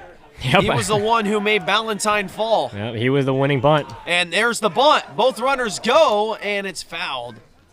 That's the current special. Yeah, there it is. That was pretty much a suicide squeeze is what it was. I mean, he's had the safety squeeze on most of the time, but this time playing it riskier, having them actually steal the bags, force Cam to put the bunt down. I wonder if Cam's going to pull back here and swing. Me too. I have a feeling. 0-2? He's behind 0-2. So no more bunt active. Infield going to play a little bit deeper now, but still wanting to check 3 and go 1 if there's a ground ball to them. 0-2 coming home from Standish. Fouled to the screen. Standish let out a big grunt on that one. I would love to see the miles per hour on that, but 87 that time. Letting us hear it. Medina with 2 RBIs. On deck is Bain with 2 RBIs himself. Hegeman looking for his first. 0-2. Bounce, third base side. Good job there at third base by Schlafer. He throws to first in time for the out. Second out of the inning here now is Derek Bain.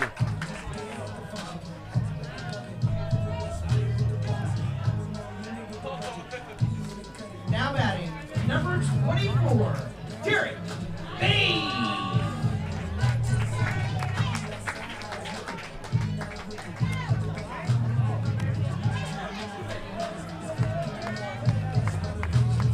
Derek Bain ready to do battle against Standish. Yo-yo delivery misses, and it's 1-0. And once again, the matchup favoring Standish, the pitcher. Same-sided pitcher, same-sided hitter. Lefty versus lefty. That is bounce. Shortstop side. Fielding and throwing to first. In time for the out. A 6-3. Renegades load the bases. They have 3 straight ground balls, score a run off of one of them. Cannot score more than 1, though, and the game is tied at 5. We will return back to the Fremont campus of Ohlone College in 1 minute, and due up for Santa Rosa is going to be Summers, Sutherland, and Neidlinger.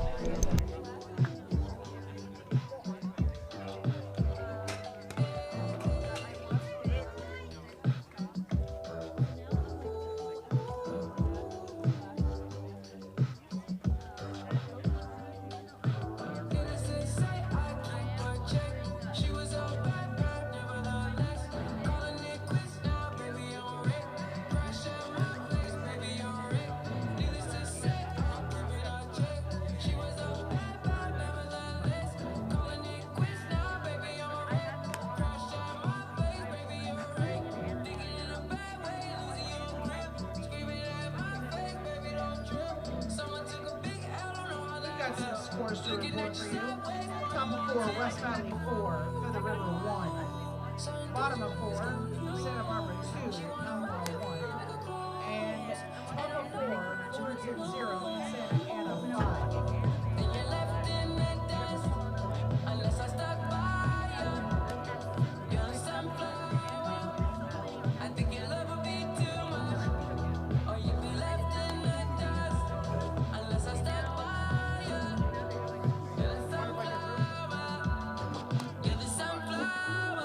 Every time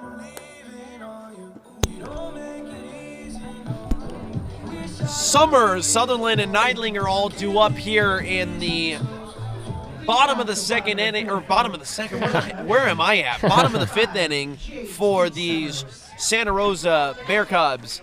Top of the fifth, scored 1 run for the Renegades, tying the game at 4, but they stranded 2 runners. Sage says that she has a dog named Coco and Kaden named her. That's a base hit. Summers finally breaks his streak of not getting hits. Well, Sage, we gotta we gotta eventually make sure the Cocos meet. I know exactly. The Coco collab.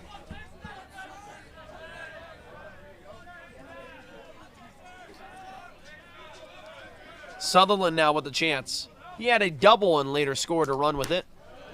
He was the first runner to score in a second inning that scored 2 of them, or in the fourth inning that scored 2 of them. Why am I? You're loving the second inning right now. Why am I so hung up with second inning all of a sudden? Valentine with the 0-1 delivery. No pickoff move to no avail.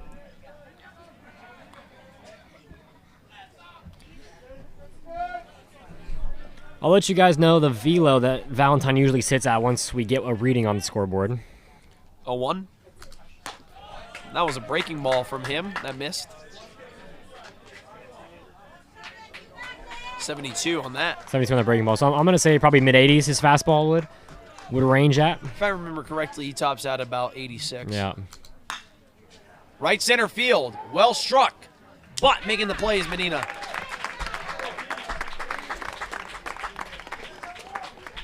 Something that I love is that every time there's a fly ball out there in a situation where Thompson or Medina is going to try to deke the runner, they always do. Puts up his hand saying, no, I can't see it, can't see it. But then they're under it the whole time trying to get the runner to just kind of corral off the bag a little bit. And what's nice is if, one time if they can't see it, they're not going to have a good jump. Neidlinger now ready to swing the bat.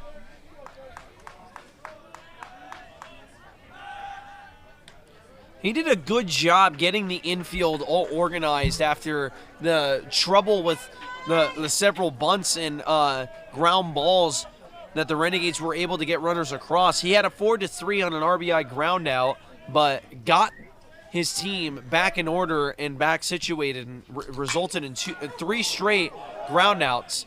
That is a great job there by Nick Valentine to knock that down in front of him and record the 1-3 put out. Yep. Great job by Valentine. I mean, it's a hard chopper. Just want to knock it down without letting it hit you. Summers moves up to second, but now there are 2 away. Here's Wilson. It's funny because I'm a very big fan of House MD. I'm not sure if you know that show. So oh, I do. Anytime I say Wilson, just have this picture of Gregory House in my brain. The idea of creating that show and House being the character he is just hilarious.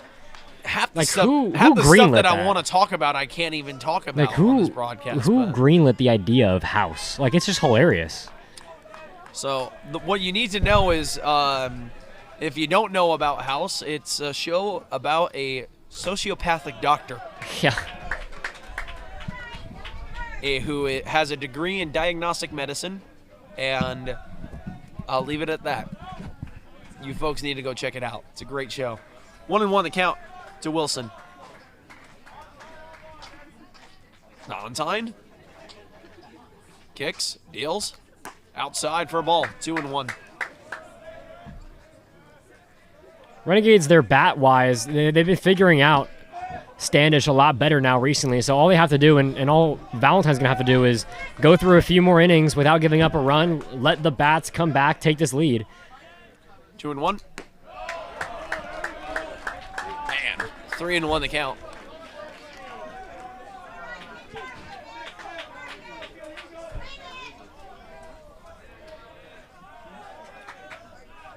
Three and one coming home. Center field, playable depth. Thompson calls everybody off, and that'll end the inning. 1 inning left in the middle innings before we reach the witching hour. And in the top of the 6th, due up for the Renegades will be Camera, Stewart, and Wagner. We'll be back.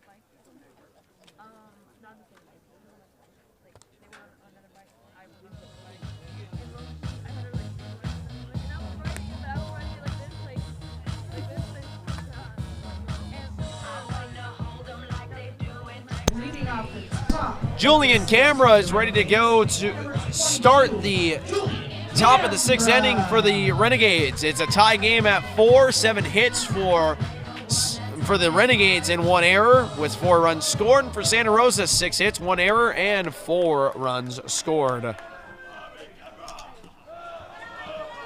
That bounces to Camera's front foot for a ball. Camera 0 for 2 today with 2 flyouts. But, I mean, not too bad of a swing each time. That is popped way up there to right field. Who's got this one? He has 3 pop-outs for the right fielder. Wilson again. Gregory House would be very upset. Here now is Joaquin Stewart.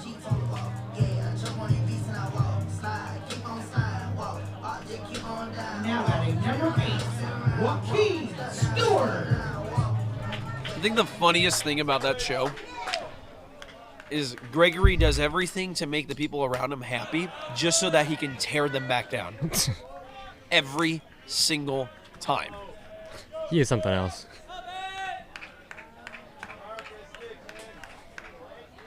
One-0. Stewart takes, and he's ahead 2-0.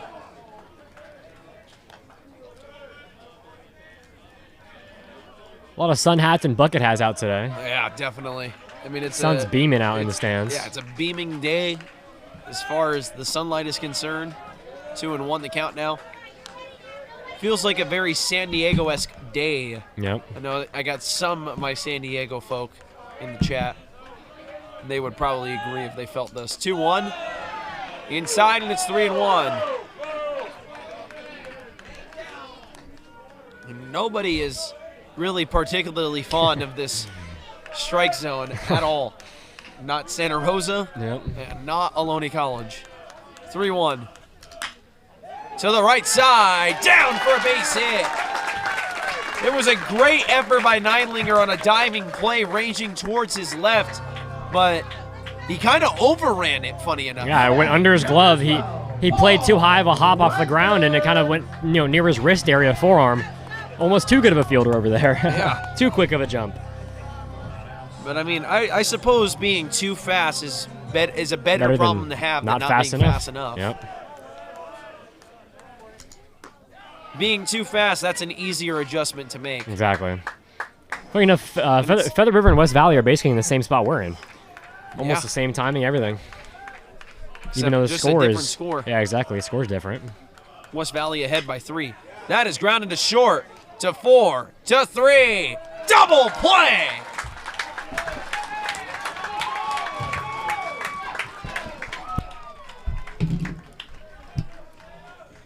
So that'll end the inning, and the Renegades are set down very, very quietly and quickly. We will head into the bottom of the 6th inning, final half inning before we reach the witching hour, and it'll be Duramalar, Brinson, and Wood. Cosa que no he visto, y ustedes también, lo sé. No se puede negar la existencia de algo palpado, por más etéreo que sea. No hace falta exhibir una prueba de decencia de aquello que es tan verdadero. El único gesto es creer o no. Algunas veces hasta creer llorando. Se trata de un tema incompleto porque le falta respuesta que alguno de ustedes quizás le pueda dar.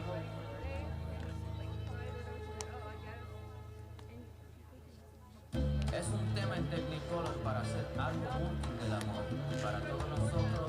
Amén. Oh, ¿qué será?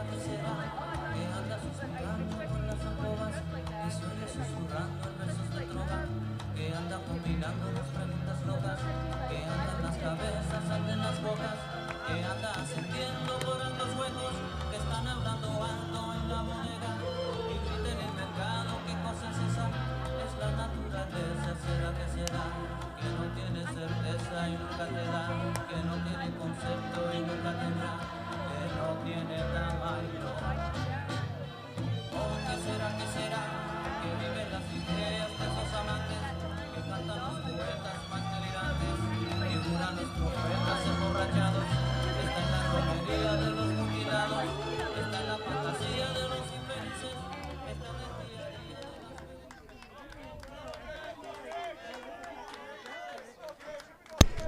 We are here in the bottom of the 6th inning, and Dramalar ready to swing the bat. He had an RBI in his last opportunity, and it was an RBI double. He also had an RBI ground out today. So it's been a productive day for him, even when he hasn't gotten the result that he would have liked. That is line and Barely foul. By a ball's length, probably. My goodness, that was close. Oh, my Lord, yeah. I mean, I think that probably would have had Chalk come up with it if we had Chalk. Exactly.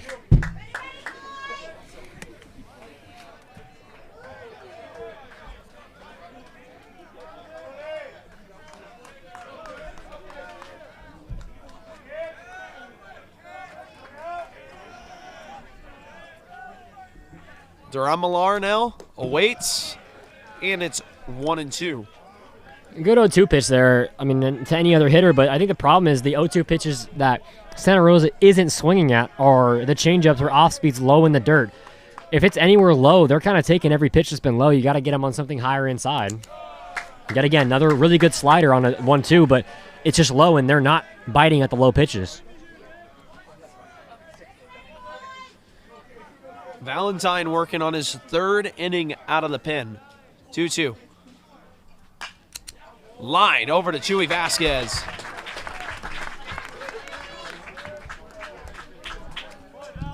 Brinson now to swing the bat. He had a sac fly in his last opportunity. Now batting number 6, Justice Brinson. Valentine now at 19 pitches. Doing a good job being kind of a long relief guy before we get to the, like you said, witching hour, get to the final innings of this game. And it's going to be a haywire final 3 innings. 100%. Tie ball game right now, and it's looked dead even apart from the hits, which is only separated by 2. Yeah, I mean, again, the outside misses. The low ball's not biting for Santa Rosa. Gonna have to challenge him inside or away or high. Well, I mean, if the home plate umpire is not going to call him, then why swing? Yeah, exactly. They're doing a really good job to adjust to the zone. 1-0. Swung There you go. on and missed.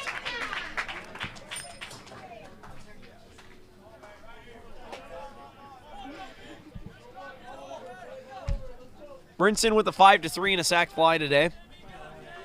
Productive in the bottom of the order. 1-1 outside. Of course, that sac fly right now matters a lot. A whole this bunch. Bottom of the order also for Santa Rosa is responsible for all 4 of the runs scored. Dramalar, the 7-hitter with 2 RBI, a ground out and a double. Brinson with a sac fly, and then Wood with the solo homer. This is to the right side. Camera gets off of it as Joaquin Stewart called it, and that'll be an F4 for the 2nd out of the inning. Here now is Wood. Wood having a great day himself. 1 for 1 with a big fly and a walk. And a stolen base as well, adding to his totals. He's doing great today. He's absolutely doing great. Yet to be retired from the 9-hole. And that's what you want out of your 9-hole hitter, is to not be retired.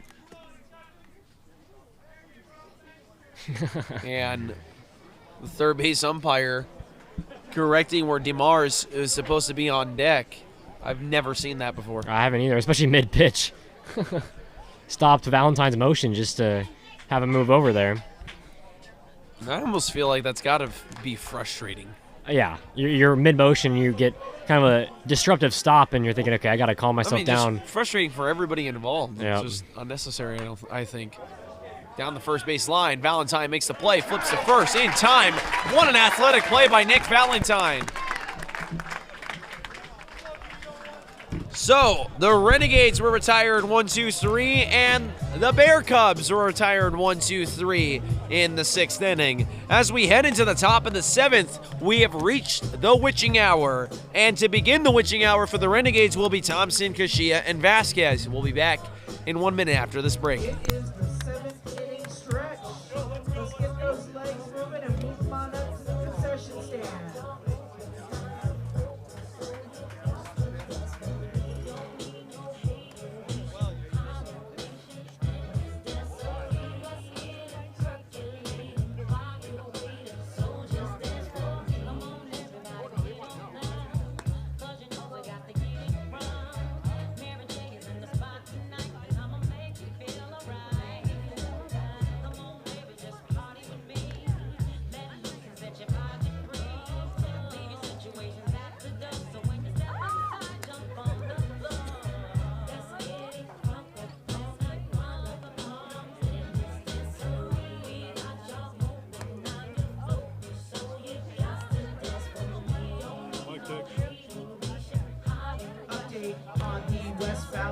4.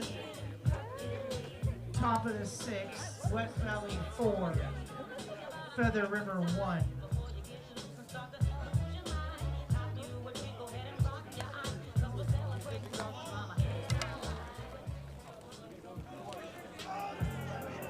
The Renegades have 9-1-2 due up in the top of the 7th. We are in the top of the 7th, and Teo Thompson's ready to go. Teo Thompson 1 for 2 today.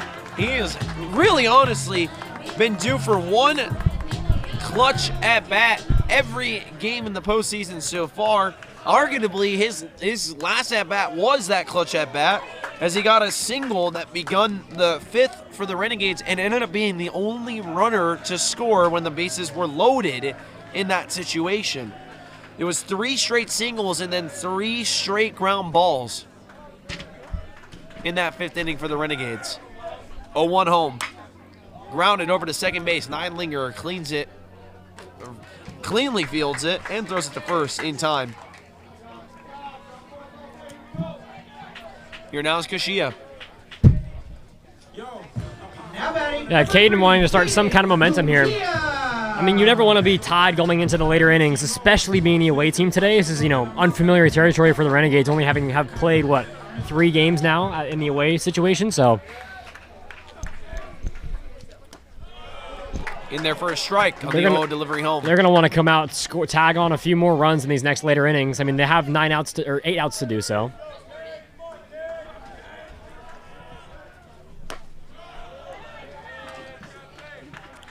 Or 0-1 rather misses, and it's 1-1. Nate Enders standing on top of the bench, just clapping it up. Nate Enders. I showed my cousin that we had a guy batting 1,000. I blew his mind. Yep, the best hitter in the state. The best hitter in the state, Nate Enders. 1 for 1. Best hitter in the world. 2-1. Foul to the right side. 2-2.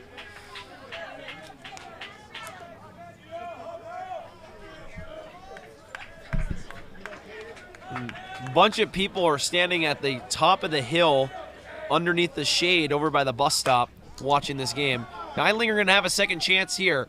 Cleanly fields it and flips to first for the second 4-3 of the inning. Now batting number 5, Chewy Vasquez. Lucas Duran and Drew Gilbert looking like they have some beef. I'm assuming that's the Lucas Duran that's, oh my God, what team is he on? I would not have any idea. Coach baseball camp with him during the summer. Chewy Vasquez takes on the outer half, and it's 1-0. I want to say like Cabrillo or something. By the way, Chewy Vasquez, oh, never mind. I was reading his batting average yesterday, and I guess I was reading Thompson's instead on accident. You're like, how is Vasquez at 301? I was like, how did Vasquez drop from 400 to barely 300? But this is, truly the first time I think all season he hasn't been 400. It feels like maybe he had a stint. He's been south of 400 for a couple of weeks now. He's been just under it for a little bit. Came back into it. That's popped up. Right side. Running out of room. And he makes the play. In foul territory did Summers to end the inning. That is an incredible play, folks. And, of course, Santa Rosa knows how these Northern California winds are. And they are ridiculous here as well on the top of this hill next to Mission Peak. So Summers making that play. Great job on the pop-up dance to end the inning. And speaking of Summers, he's going to have a chance to hit as it's going to be 1, 2, 3. So DeMar, Schlafer, and Summers when we return from the break in the bottom of the 7th.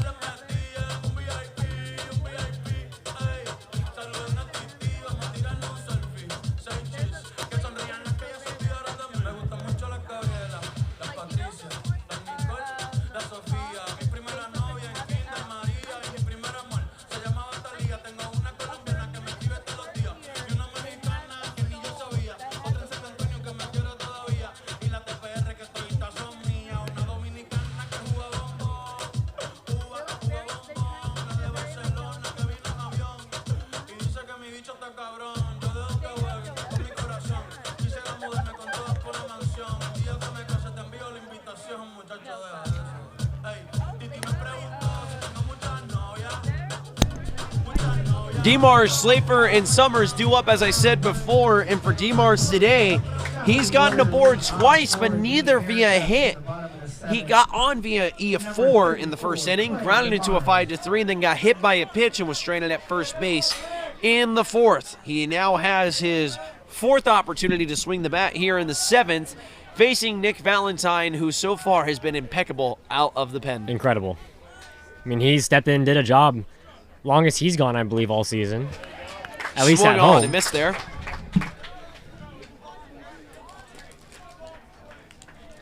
And Nick Valentine is getting more innings now than he has at all in the entire postseason. Renegades really haven't needed to use their bullpen much this entire postseason. Today is the first real time that they're going to do so. Yeah. I mean, haven't used it this series, of course, and only used it, what, once or twice in the last series?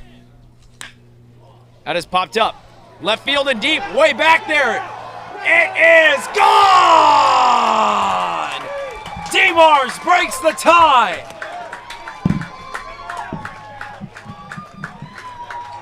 On honestly what was a kind of a one-handed golf swing from DeMars, and he just hit enough of it, squared the barrel up, and poked it over the wall.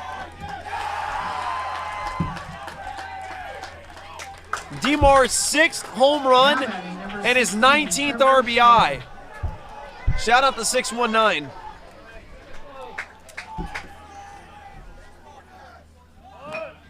And that's a surprise bunt right back up to Valentine. He's not going to have a play. Schlafer with a single.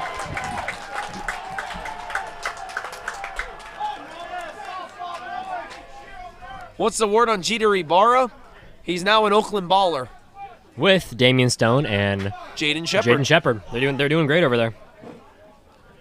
Here now is Summers. Now batting number 25, JT Summers.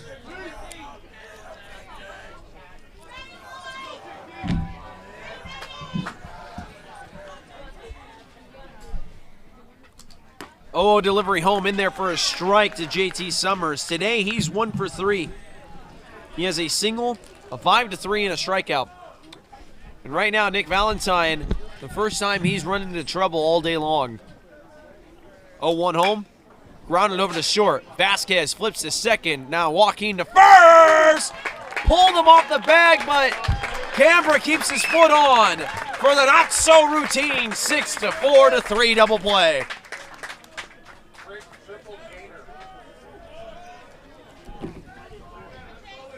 Now batting number 19, Chase Sutherland.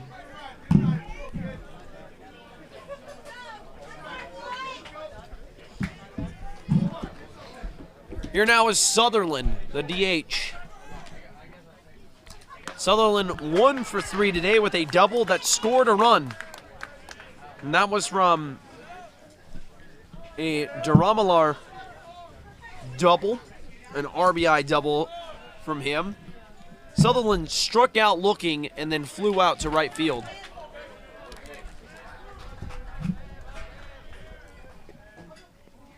One. Popped up. This into foul territory. Koshia gets called off by Vasquez, who makes the play.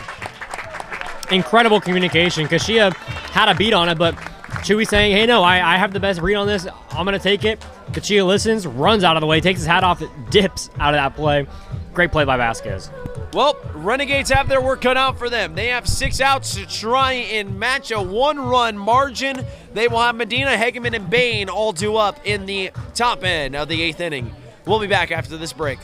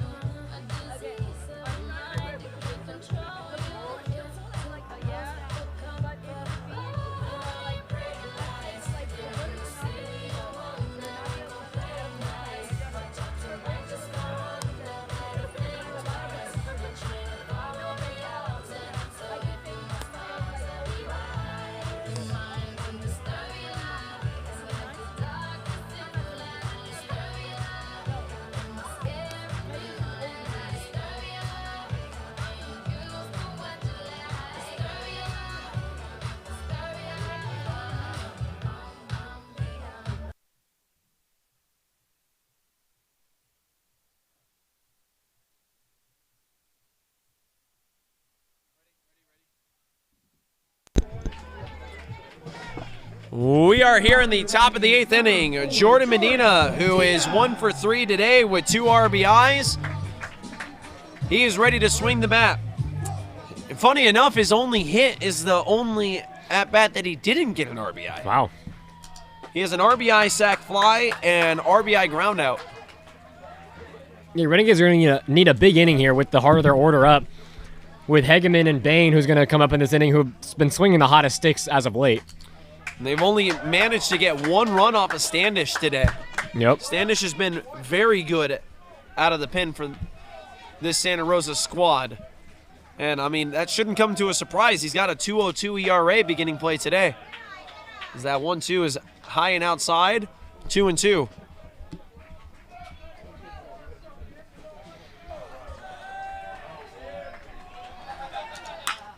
That is line through the 3-4 gap for a base hit.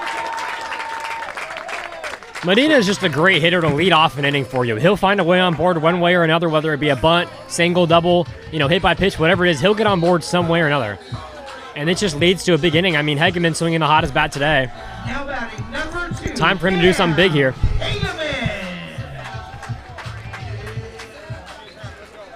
Well, it's time for Cam Hegeman. OO delivery getting ready to come home. Third baseman crashing in, getting ready to cover the bunt. And Hegeman does square up to bunt, but pulls it back, and it's 1-0. Santa Rosa has some people in the pen warming up as of right now. Not sure the leash they're going to have on Standish, whether it's after this inning or if, a run scores, whatever this leash might be. Ohlone looking to pull it. 1-0. Popped up. Center field.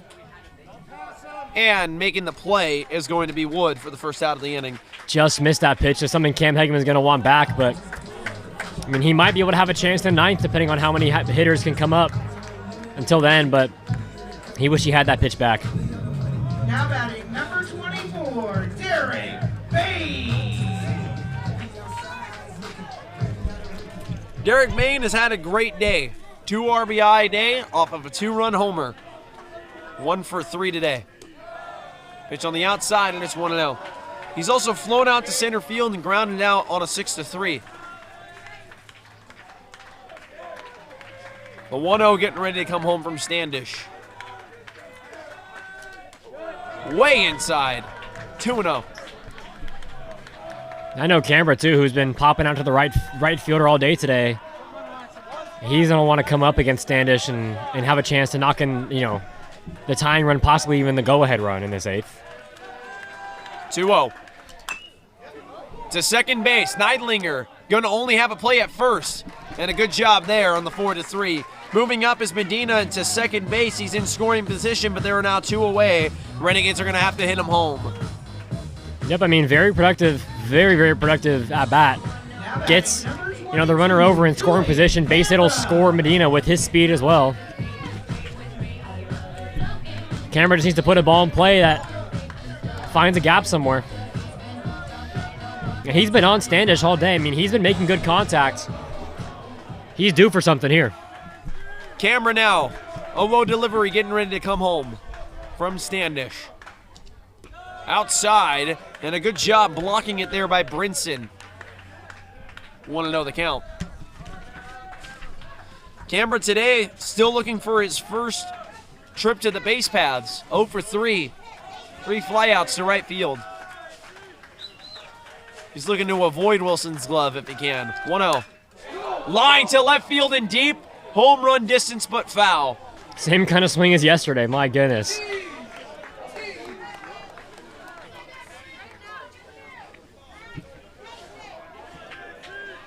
.72 off the hand of Standish. Canberra read all 72 of that. Now Canberra behind, or even 1-1. Standish looking to try and get ahead. He does not on a pitch inside, and it's 2-1.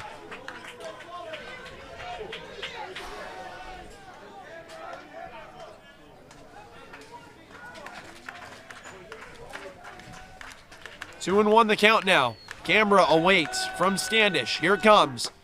It's 3-1. On deck is Walking Stewart, who has got 1 hit so far today. And 1 hit in the series as well. And strucken out and flown out. 1 for 3 today. Canberra still got to find a way to win this at-bat. 3-1. Swings and misses at a pitch middle, and it's 3-2. And for the man wearing the double twos, facing the man wearing the number 8, it's the gold versus the red. Necessity versus preservation.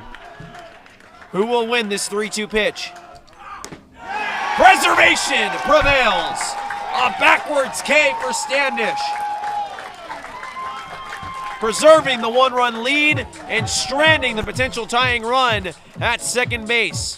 When we return from the break, it'll be Neidlinger, Wilson, and Duramalar due up.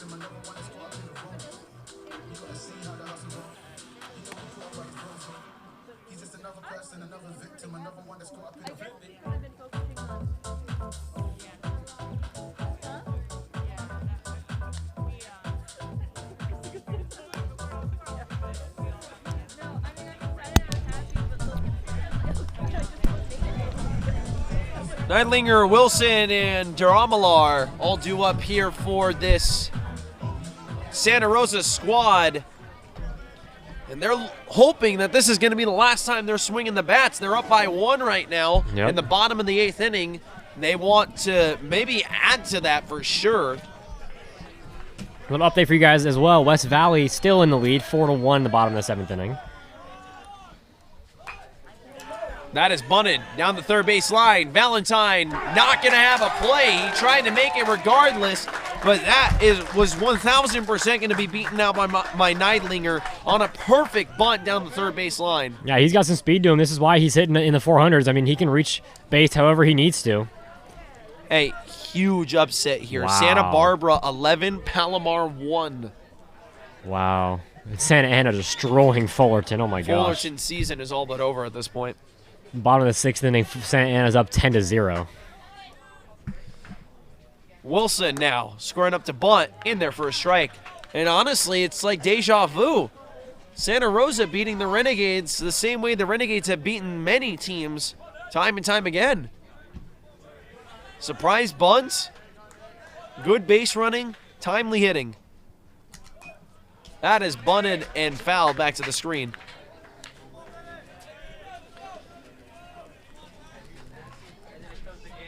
And of course, yesterday, both pitching staffs didn't have a day that they were hoping for. And today, both pitching staffs having the day that they were hoping to get. That is bunted, and he hit it twice, so it's going to be a foul. And that will be the out. Was he fouled out? Yeah, 0-2, so. How does that even get scored in the book? Is it K? All right. Just a funny-looking strikeout. I've always wanted to know that.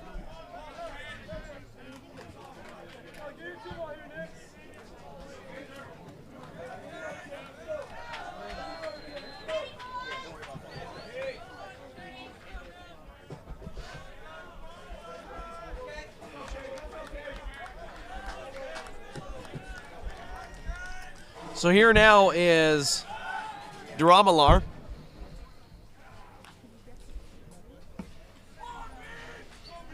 That was a pickoff move to first base to no avail. Duramalar today, 2 RBIs on a 1-for-3 day. A RBI double and an RBI ground out. Then a fly out to short.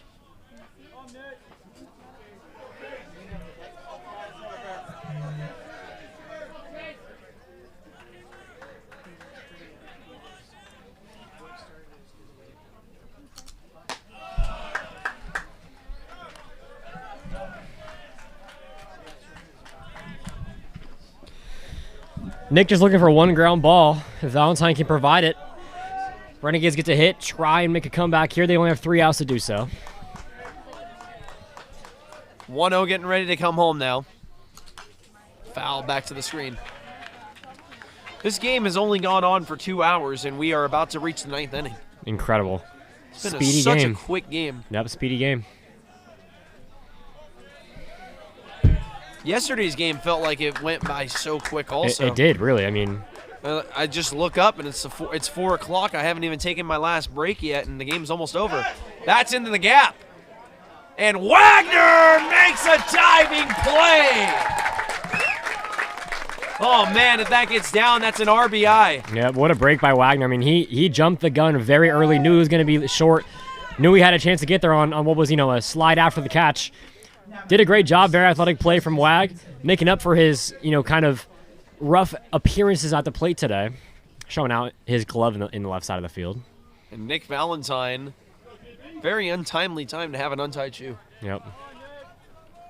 So he gets the time called to retie his shoe, and here now is Justice Brinson. Brinson today looking for his first hit, but he's had a productive day regardless. He's one of the 5 runs scored today with a sac fly. That scored Neidlinger. Runner goes. Throw to second. Wow, what a throw! Oh my God. That was on a rope directly into the feet of Neidlinger. I mean, Neidlinger had a good jump, got there in a good amount of time, and Stewart covered the bag, let the ball travel all the way to the bag. Great job from Stewart to just apply the tackle with the ball. Amazing throw by Derek Bain.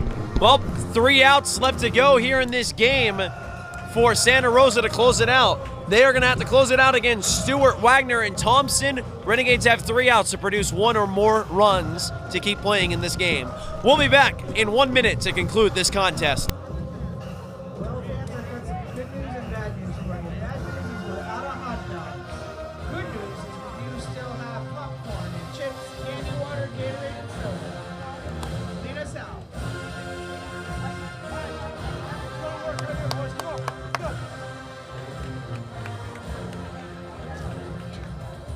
I go on and on, can't understand how it lasts so long. I must have superpowers, strapped 225,000 hours. Get it calculated, do the math. I made 1,000 songs that makes movement. For the last 300 months, I made 16 albums with me on the front, and they bug. Where you get your fix, I heard 93% like me. 2 singers who take comedians, and I'm still gon' yell it every time you see me in. What's my favorite word? They gotta say it like short. You know they can't play on my court. Big dogs stay on the court to go to this. Go to this. Go to this. Go to this. Standish is going to try and close this game out. He's got a 1-run lead right now against the Renegades with Walking Stewart, Paul Wagner, and Teo Thompson ready to go. We are in the top of the 9th inning, folks. We hope you've been enjoying this game so far. If we are going to be playing in Game 3 tomorrow, it'll be starting at 12 p.m. Pacific Standard Time. That's 12 p.m. Pacific Standard Time. And, folks, let's see what happens here in this top of the 9th. First pitch in there for a strike to Joaquin Stewart. 0-1 the count. Stewart's going to have a good at-bat here. Start him off on a good rally in the 9th inning. In there for a strike, and he's 0-2 now. So it's going to be a difficult job to try and get the leadoff runner on. The Renegades really need Stewart to battle here. Standish. 0-2. Way too high. Big speed, too. One of his hard pitch from there. Only looked much faster than 85, probably because of the height.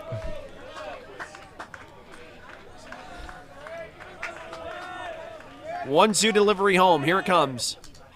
Swung on and missed.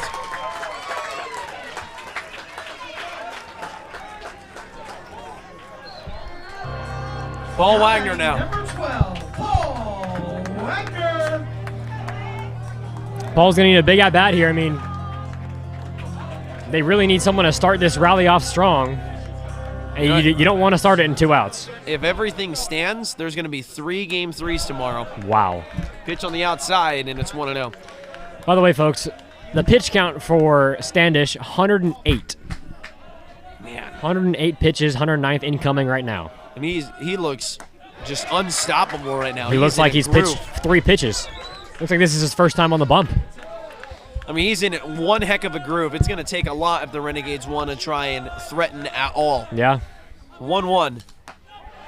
Outside, just missed. Santa Rosa not going to like that one. I mean, I wouldn't imagine that Standish is going to stay in until the Renegades either have bases loaded or they end up putting up a run to tie this game. 2-1. Swung on and missed. Wagner behind on 86.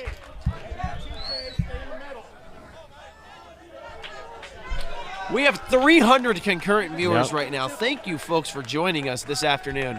It has been a pleasure. That is another strikeout. The 3rd one in a row for Standish. And Santa Rosa is 1 out away from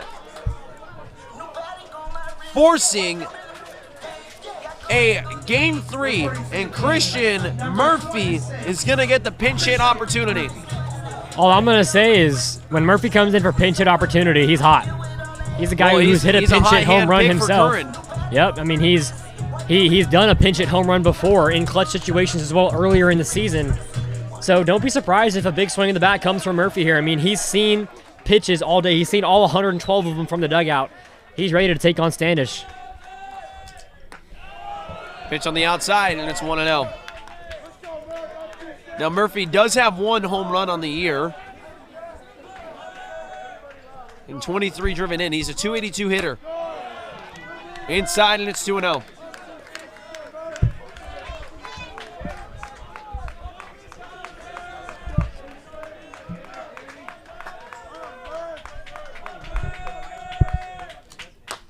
Check swing. He went around. 2-1.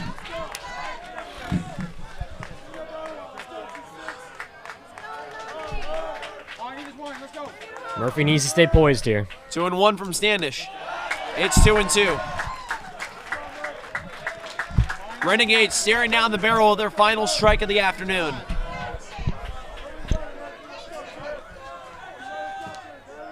Two home. Game is extended for another pitch. Standish wanted that to be his final pitch of the game. Good foul off by Murphy, seeing another one. Now Standish at 117 pitches. Only giving up 1 run and, I mean, a couple hits. Incredible outing from him. 2-2 home. Popped up, fouled. Another good foul from Murphy. Murphy's a very good 2-strike hitter. Shortens his swing very well. I mean, he's looking to attack. For him, this is no pressure. I mean, he's just now coming into the game hoping to do a miracle, and if he can do so, then all props to him. 2-2 home. Popped up. Playable depth. This could end the game. Santa Rosa forces game 3.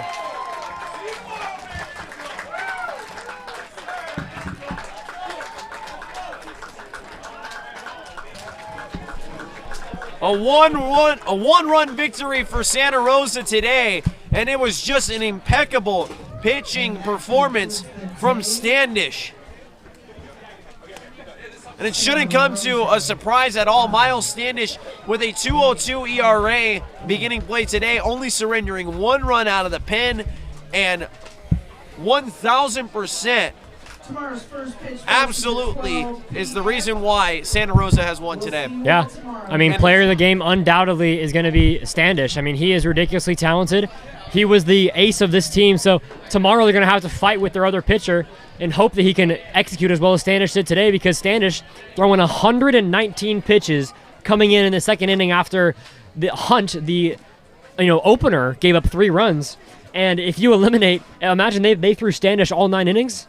That's a 1-run game, probably only giving up 2 hits. And honestly, I'm going to also hand out, this is something brand new, but I'm going to hand out a unit of the game. The unit of the game today was the 7, 8, and 9 hitters. I'm going to count them up real quick. 1, 2, 3 RBIs. No, 4 RBIs of the 5 total today from the 7, 8, and 9 hitters. And that is the reason why Santa Rosa's season has been extended for one more game. And we will be going to a winner-take-all Game 3. Incredible day, in particular from Duramalair, because he had an RBI double and an RBI ground out. That's 2 runs of production from him. Brinson didn't get on base today, but had a sac fly, and then Wood with the solo homer. That really honestly started everything. Yep. Big turnaround from him specifically, because I have a feeling, I mean, the pitching staff from Ohlone, especially Greenberg, probably thought, you know, Wood, he had a terrible game yesterday, probably in his head about it, and 4 Ks, gets subbed out. Now today comes out as if it was, you know, nothing ever happened yesterday, hits a solo shot. And I got to say also, I mean, I heard just a little bit from David Neidlinger, the head coach, and he is definitely very hard on his guys. He's a very old school type of coach, right? And so I hear him yelling things at his players and trying to motivate them, trying to get under their skin a little bit and get them angry to get into this game. And that was the response that we saw. We saw an angry Santa Rosa squad who just wanted to do anything to extend their season today, and they have done it. They got their job done today. For the Renegades today, I mean, great performance from Derek Main, a 2-run homer, but really that was all that he did offensively. Defensively, he was incredible again. Medina with 2 RBIs today, and then that was it. I mean, 2 guys getting RBIs today, especially in a situation where you can close a series in a big game, you need more run production. And a really uncharacteristic start from Drew Greenberg. That's 2 uncharacteristic starts now from both Renegade starters. They will have Matthew Foley on the mound tomorrow to try and close out this series. Well, folks, that'll do it.